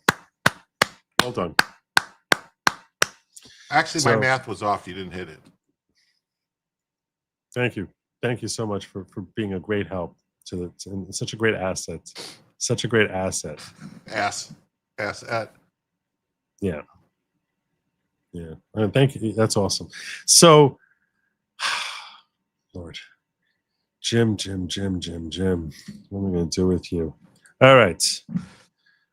Can we get in on Erin now, finally? We're 2 hours and 20 minutes into our show. Can I get into like our thumbnail topic? Just so that, you know. All right. It's the two above the bottom one. I would start with the what's it called? You're not sharing your screen with me. No, I gave you wanted the links. Mm. Put them in the private chat. Start with the Distractify one, and then go to the News Nation. Okay. I thought this was a crazy story. You guys want to know just how terrible the left is, just how insane things have gotten. And that's why I'm bringing this story to you here about Erin Napier. She sparked outrage for her comments about Charlie Kirk's fatal shooting. The hometown star called the commentators celebrating Charlie's death revolting. That's what she said. She said, people who are celebrating Charlie Kirk's death are revolting. Why would you be celebrating the man's death? That's what this TV star had the audacity to say. And that sparked outrage. Following the fatal shooting of conservative political activist Charlie Kirk, celebrities have used their platforms to discuss his death and their opinions about it. Many, including Kristen Chenoweth, Jimmy Kimmel, and Tamara Mowry Housley, whoever that is, spoke out to mourn Charlie's life and scold others for celebrating his life and death on social media. No, Jimmy Kimmel was not looking to do that. Jimmy Kimmel was looking to promote his anti-gun agenda. HGTV star Erin Napier and her husband, Ben Napier, also expressed their condolences to the influencer's family, which included his wife and children, who witnessed his murder. While sharing their thoughts on Charlie's death, they found themselves in a social media argument with their fans over their posts. Here's what to know. Several days after Charlie's death, Erin used her Instagram account to share her thoughts on the shooting. The hometown co-host first reposted a social media quote on her Instagram story that said, "Only the demonized celebrate death." So that's what she shared. About an hour later, Erin added more of her opinion to the post. Quote, "I am revolted by some of the comments in my DMs about the last slide," Erin said. "Unfollow me immediately if you could be one of those comments. Christ have mercy on us all." According to 2Fab, the reality star's comments resulted in a myriad of comments from her followers. Many of Erin's former supporters threatened to stop watching her shows and vowed to return some of the products she and Ben sold during their career, including her books and candles, because she said, quote, "Because I will not celebrate murder," Erin wrote in her shared post. She also posted a DM from one of her new former fans who explained to her exactly why they could no longer support her anymore. Should we check this out?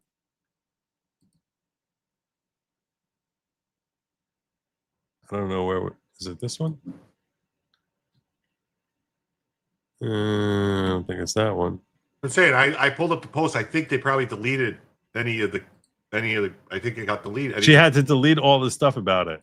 Yeah. I think it all got deleted. Sickening. It's so sickening.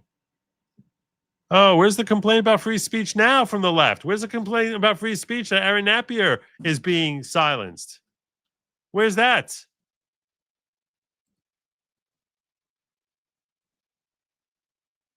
It is not what you said about Charlie Kirk, but how in your story you support his free speech, but not the ones who disagree with you, the user wrote to Erin. And yes, he had the right to say the Second Amendment was worth the deaths because I support the First Amendment, but I also had the right to speak out against such a hate-filled person, they added. It appears you do not believe so. I am sorry you seem so angry over all this. May you find peace. Erin replied to followers stating, they definitely have a right to free speech. I was helping them spread their message more freely. Goodbye. Nice. She proceeded to share more posts, including one from a fan who implied she supported Charlie's stance on gun control by deciding not to celebrate his death.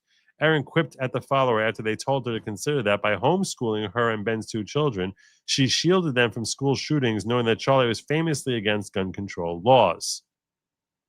You know nothing about why I'm homeschooling my children, you sick goblin, she stated to the fan. Erin hasn't shared any more negative comments from her fans as of this writing. On Friday, September 12th, Tyler Robinson was identified as the podcast host's alleged killer. So that's the first thing that Jim gave us here on this story. Mm-hmm. But there's more. There's one other article which has some other stuff, which from Newsmax. It's the Newsmax one. Newsmax. News Nation? No, News Nation. Newsmax, whatever it is. News Nation. And then there might actually be a video on that one. I'm not sure. All right.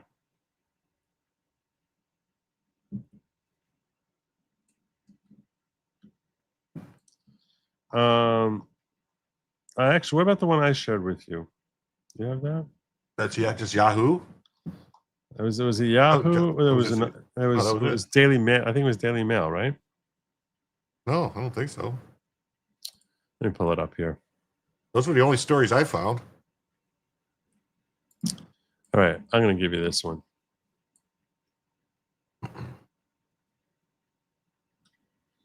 So it's one thing for her to be fighting with her fans, but what makes it sickening is how the TV execs responded to it. According to the Daily Mail, Charlie Kirk's scandal at HGTV explodes as executives lose patience with top star. Quote, I literally groaned out loud. This is what the execs are saying. They're mad at her for not tolerating and expressing that she's sickened by those who are celebrating his death. When HGTV star Erin Napier, see, I'm sharing this with you, Jim, got into a war of words over the assassination of Charlie Kirk, her 2 million Instagram followers had strong opinions. So did her bosses, the Daily Mail can reveal. Insiders have described how executives cringed and groaned at the hometown host's social media comments that sparked furious online backlash. Woke fans accused the 40-year-old author and interior designer of refusing to celebrate the conservative activist's death when she wrote, only the demonized celebrate death. One of HGTV's senior executives told the Daily Mail, I saw it and just cringed. You should cringe at the reaction, not at what she said. But all you care about is your money. That's all you freaking care. I literally groaned out loud. Everyone is entitled to their opinion. She definitely has hers, but obviously that's not what the network is. What's not what the network is? The network celebrates the murder of Charlie Kirk? That's not what the network is? What the heck does that even mean, HGTV? HGTV wants to be a place that welcomes all viewers regardless of their political views, even if they celebrate deaths.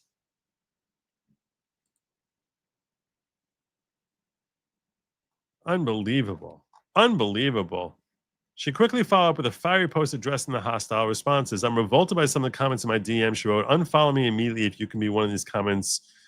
We got this already. The words sent shockwaves to the HGTV headquarters. Erin is very opinionated, the network exec said, and that's her right to be. You can tell her that she has strong opinions, but it doesn't do anyone any good for her to get into flame wars online. Napier's drama escalated even further on Friday when she posted screenshots of specific messages from followers who were outraged by her stance. She captioned the collection of images, because I will not celebrate murder. Kirk was killed during an outdoor debate in Utah Valley, survived by his wife, etc. Napier's post shows one follower threatened to toss Napier's products, unfollow her across all platforms, and stop watching her hit show.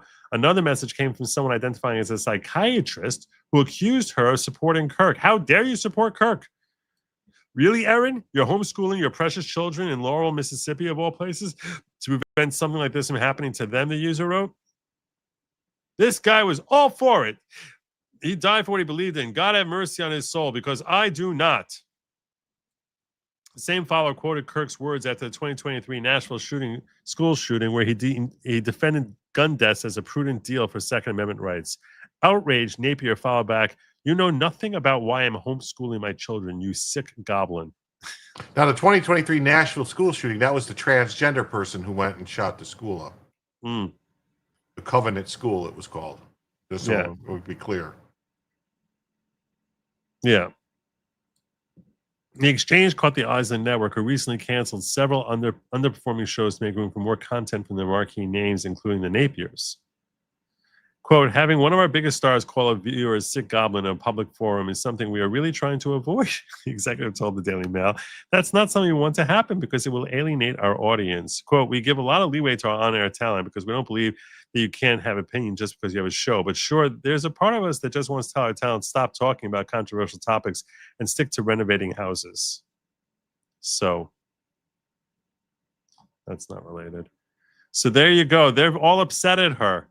Instead of taking her side and actually having cojones, instead they're mad at her, and apparently, seemingly, I don't know that this happened, but it seems as if they may have told her to take down those posts. That's what it seems like. That's what it looks like. So they silenced her. They attacked her First Amendment. Yeah, why is everyone not upset that she was silenced by her executives the same way Jimmy Kimmel was? Where's the Film Actors Guild? Yeah, the Film Actors Guild. Yeah. Yes. I need a whole bunch of people from the Film Actors Guild coming out here telling us about how wonderful Tyler Robinson's. "My name is Alec Baldwin, and I'm with FAG." Matt Damon. Matt Damon. I do have some stuff if you want to, like, to a cleanser for the evening, just real quick. I do think that I think it's funny that she. I do applaud her for having sufficient fortitude not to be cowed by her audience. That's not an easy thing to do. A lot of you might think it's easy. It's not. And the way you know it's not easy is just how rare it is for us to see someone who's not cowed. Now, she ended up bending the knee for her producers, seemingly. But yes, I'm glad that my Film Actor Guild reference was not lost. You guys. Oh, no, I know exactly what it was. It's one of the greatest movies. Team America is one of the greatest movies of all time. It is a genius movie. It really is. It's pretty sick at certain points. But it's like, this is like, you know. But still, yeah, it was a genius movie. I'm shocked that the guys who wrote that movie are Biden supporters. Plus, it taught me Arabic. So, Turka, Muhammad Jihad. Turka. Turka.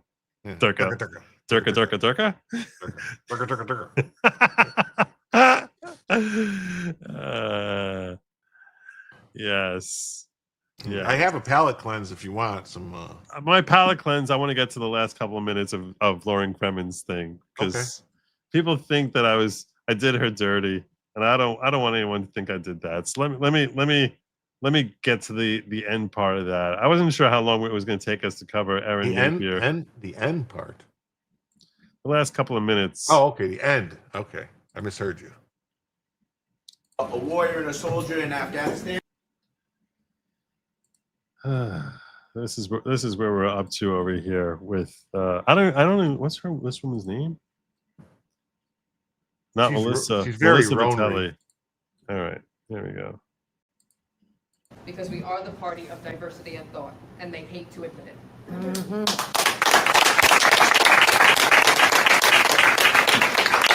In 5 weeks, voter registration closes. Find out what they want out of this city. I grew up in Brooklyn my whole life. I've been living in the same house since the day I'm born. I am one of the last few families in Brooklyn that we all live in apartments and we're all threatening each other that we can't leave. It's the Italian way. We're still here and we're not leaving. I can tell you what I want though. Safer neighborhoods, affordable anything, cleaner transit systems, and cleaner streets. I can't walk on 18th Avenue without stepping over mounds of garbage or accidentally stepping in something a human should have picked up. I shouldn't have to feel like I have to burn my shoes before I walk in the house. These are the things I complain about on social media, to which I get responses from both sides. Well, if you hate it so much, why don't you leave? Because I love it so much that I want to stay and fix it.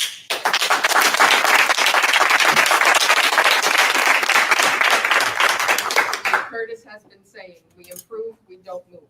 Curtis Sliwa has been trying to make this city better and safer for nearly 5 decades, and I wish nothing more than for a win for him. His action got my attention. A lot of people that are voting for either Adams or Cuomo, they all say the same thing. I'd rather vote for the devil I know over the devil I don't. How about this? Vote for the guardian angel you don't know over the devils you do.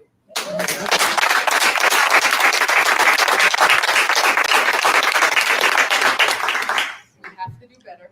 It's not twice. It's not twice. Mean everything. This is It's the last time 2 to fight minutes of back it. With ballots, not bullets. Thank you so much for having me. There you go. I don't know why this thing keeps popping. This thing is acting weird on me. But yes, okay. So now I got that taken care of. For one reason or another, that's not my thing is acting funky now. My StreamYard is acting a little funky. What do you got here for me? What are you giving me? Well, this is a palate cleanse type of thing. If you want to watch it, watch it. Palate cleanse. I had my own palate cleanse, but I'm going to try yours. We're going to try Okay. yours because I've never seen this before. So let's use your palate cleanse. Y'all brain is scrambled eggs and mashed potatoes, fool. There's no way y'all believe this man was truly racist. How is somebody racist for saying that you should be judged of the content of your character, not the color of your skin? Like MLK did. You remember what MLK said? Like what, bro? He wanted you to have merit. He let us know that there was nothing holding us back from doing whatever the white man could. Like, bro, I literally do not see how y'all feel like there's something in America that the white man can do that y'all can't do. You can do anything in this world that you want to do, bro. Don't let your fucking people tell you that you can't, bro. All you need to do is have hard work, dedication, and some grit, bro. That's all you need to be successful in this world, bro. Discipline, respect, be good to people, bro. You'll be good, bro. I promise you, bro. There are absolutely 0 laws in place preventing a black man from doing anything that a white man could. If you can find one, please pull one up and send one to my DM. I am begging you, bro. Pull up one single law that says black people can't do this, but white people can. Please, I offer you $1,000 right this second, right now. Would love to pull this card. So, if I got on a plane and seen a black pilot, I'll be concerned and I'll be like, boy, I hope he's qualified. When black pilots are 2% of the pilots in the United States of America, fuck, I'll be concerned too. Especially under Joe Biden's administration, where he was pushing DEI everywhere, yo. When you go get heart surgery, like Charlie said, bro, in remembrance of Charlie, bro, if you go get heart surgery, you're not going to say, I hope the doctor is black. No, you're going to say, I hope they put the most qualified person to cut my heart open. Are y'all dumb, bro? Are y'all good? Sorry, bro, but the nerve of my people, bro, the people that look like me, bro, y'all make us all look like idiots. Make us all look like fucking idiots, bro. Like, when are we going to stop screaming white man bad and look in the mirror, bro? When are we going to stop blaming white people for everything negative that goes on in our life? Like, we don't have we're not our own people. Like, we don't have our own community, bro. The black community, the black culture is toxic, bro. That shit is piss poor. I don't want to be a part of that shit, bro. I'm an American. I'm a human being. Fuck the color of my skin. I don't care. No one Y'all should. so worried about skin color, ready to pull the race card, bro. And that's why we're still stuck in past, bro. We're stuck in the past and we can't move forward as a people because y'all don't want to let go of the white man bad. Like, what is wrong with y'all?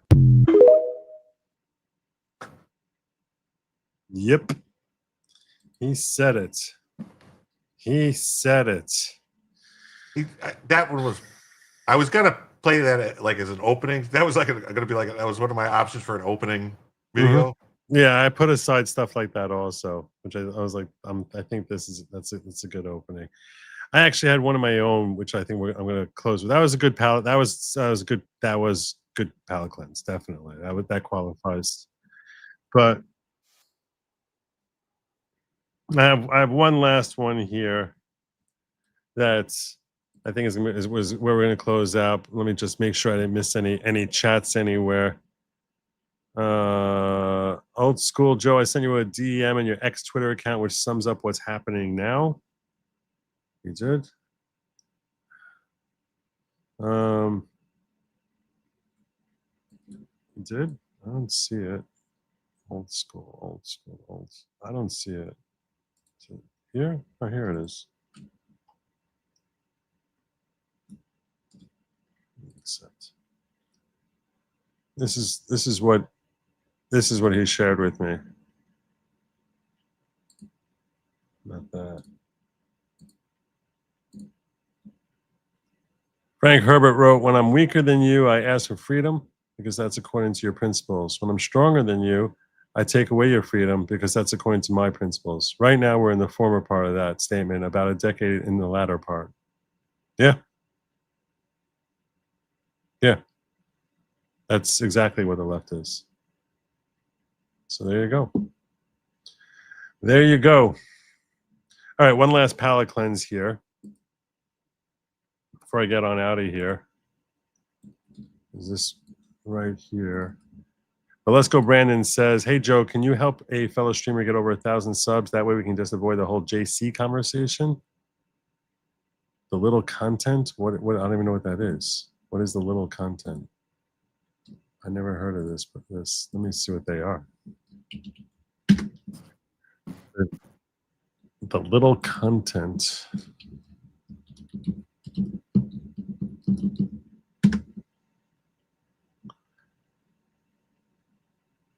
I see a little content farm.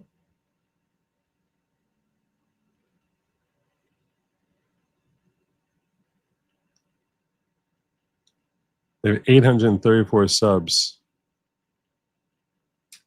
So I haven't seen any of their work before. It looks harmless enough. If you guys can head on over there and help them. I'd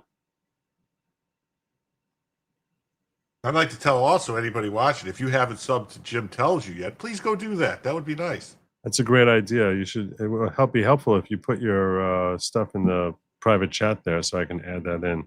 Okay, I will. Well, I'll give a little. I'm just gonna pick one at random. One that's relatively shorter of their videos. Not all. Most of them are not very long, but. All right, let's see what we got here. Fishing, beers, and Bjorn's legacy.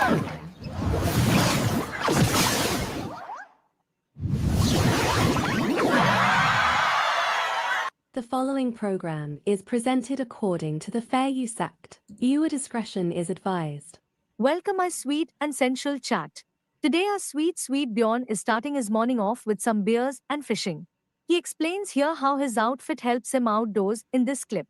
Is this like an Indian like AI channel? Pants are special walking pants. They are the long version. You can also have short pants on, which is just normal short pants. These are a longer version, so they are a little bit longer to make the knees up, so it's not so cold, but still the fresh air from the mountain can get up here and make your leg cold, and you get free ventilation because the air comes up. It is free ventilation. There's no charge at all. It creates like some air bubbles inside your pants, and they goes all the way up to your hanging balls. I would suggest that you don't use underwear, but I use underwear. No, just in case.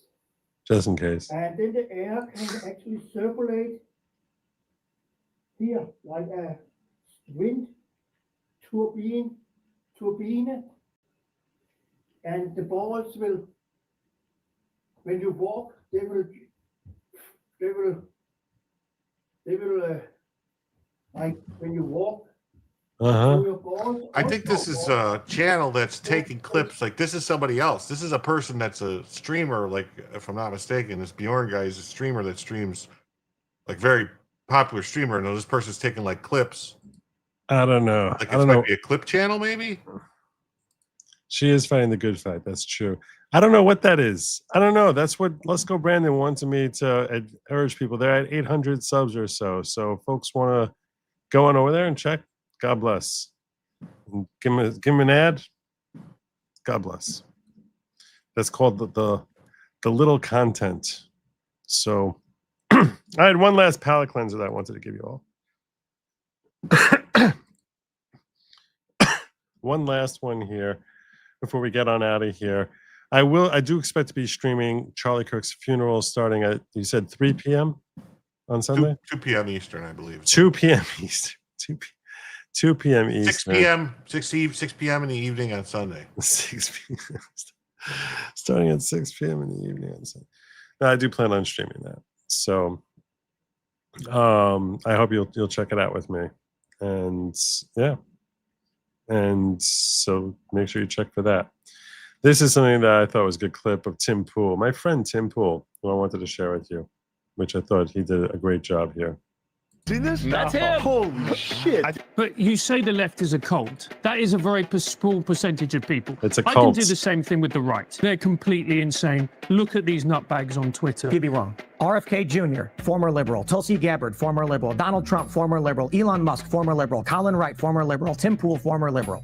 How is it that the popular vote winner, Donald Trump, was a Democrat up until his first term? I never voted Republican. I didn't like Republicans. And now the Republican MAGA movement, not the neocons, is an eclectic bunch of diverse views which debate each other. How is it that Charlie Kirk, Christian conservative with one of the largest conservative platforms, invites moderate pro-choice Tim Pool onto his stage for his biggest event of the year to discuss those views to the public? On the left, what do you think would happen if you went and opposed their views at a public forum? You'd be threatened. Wait, you haven't seen this? No. Yep. I thought that was a great clip. So that's why I wanted to share it with you all. It was a great clip. It was a great clip. For one reason or another, StreamYard is being very, very weird and doesn't want to. There's a 27-second clip of Vice President Vance that I put in a private chat. It's up to you. I would love to do that. Thank you so much. I'm not having like a million problems with my StreamYard not working properly. Oh, you want me to play it? I can play it. No, it's a matter I can't move around the different boxes. That's the problem. They changed something. They just did a change to StreamYard. I saw it, or they did some kind of change. Did that happen at 1:15 in the morning? Yes, they here? just did it. The alert just came through. It said, we just changed it. Haha. Well, yeah. So it's making it very difficult for me to show anything right now. So that's why when I hit something, it takes like 12 seconds for it to pop up, which is very frustrating. So yeah, I think it's time for us to land our plane here. No problem. Anyway, I thank you all for joining. I hope that you learned something. Maybe had a couple of laughs. I'm sorry the GKMC that I didn't get to see the Steak and Shake Cracker Barrel thing. Maybe I'll save it for Sunday. We'll see. I don't know. I do plan on streaming on Sunday, the Charlie Kirk funeral. I do hope you'll find time to join me for that. I think that it's potentially something that is it's potentially a memory that you'll have for the rest of your life.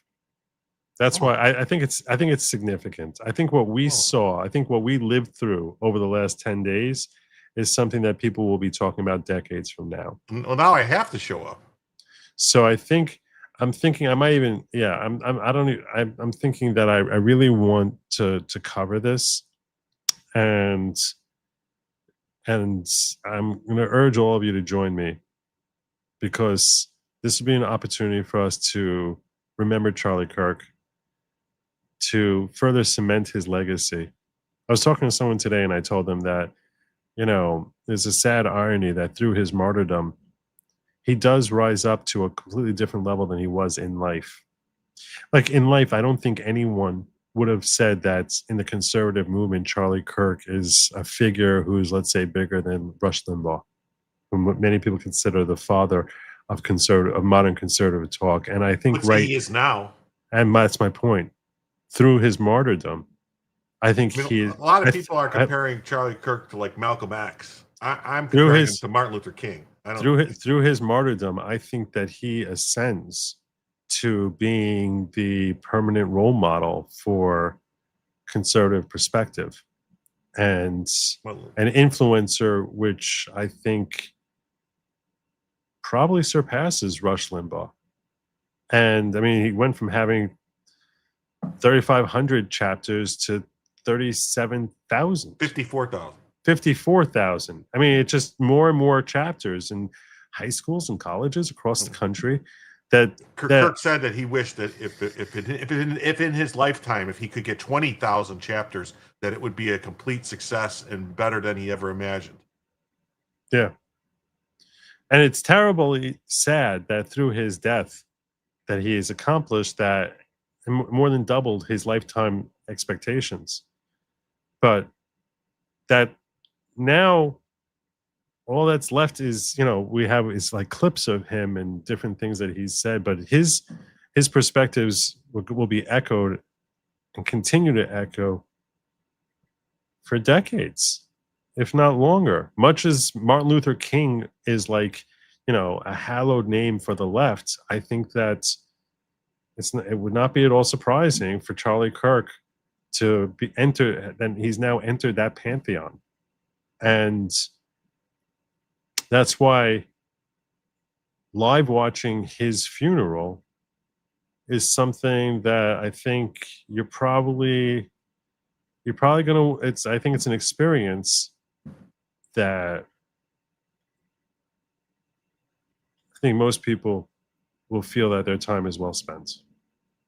Wish we had that clip of from Maximus in Gladiator when he said, "What we do today will echo through eternity." That'll be a good clip there. Yeah, I mean, it's because this will echo.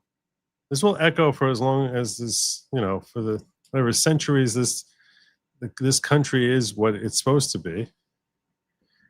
And I think that's being a part of that in whatever minimal way we can is a very significant thing. So you can either be there or not, and I hope you will. I hope you'll all join me on Sunday at 2 p.m. I'm making jokes about not wanting to do it, but I think that this is something that it's my privilege to be able to watch this and share this moment with all of you. And I look forward to doing that with you on Sunday. I hope until then you have a blessed weekend and that you can stay blessed if you make sure that you don't eat any of that sick, disgusting lab meat, because that's not meant for you. It's meant for they, them. Everyone knows this. Jim Tells You wants to tell you all about his channel. That's right. And Jim Tells You wants to give you a warning. If you see one of these, whoa, transvestite, back off. Make sure that you watch out, especially if they're in a furry costume. Right. Yes. Come over and check out Jim Tells You on Rumble, YouTube, Locals. I stream every night just about for, a couple hours to 4 to 7 hours, depending on, what the people want. I do what the chat wants. If the chat wants me to stay, I stay. If they want me to go, I go. That's how it works. There you go. I try to give you the news as straight as I can without getting as emotional or upset, but sometimes it's just too much and I have no choice. We all do it as best we can, and he does phenomenal work, as you've doubtless seen every time I've been privileged to have Jim join me. I thank you all for joining me. I mean, I'm not no cynic, but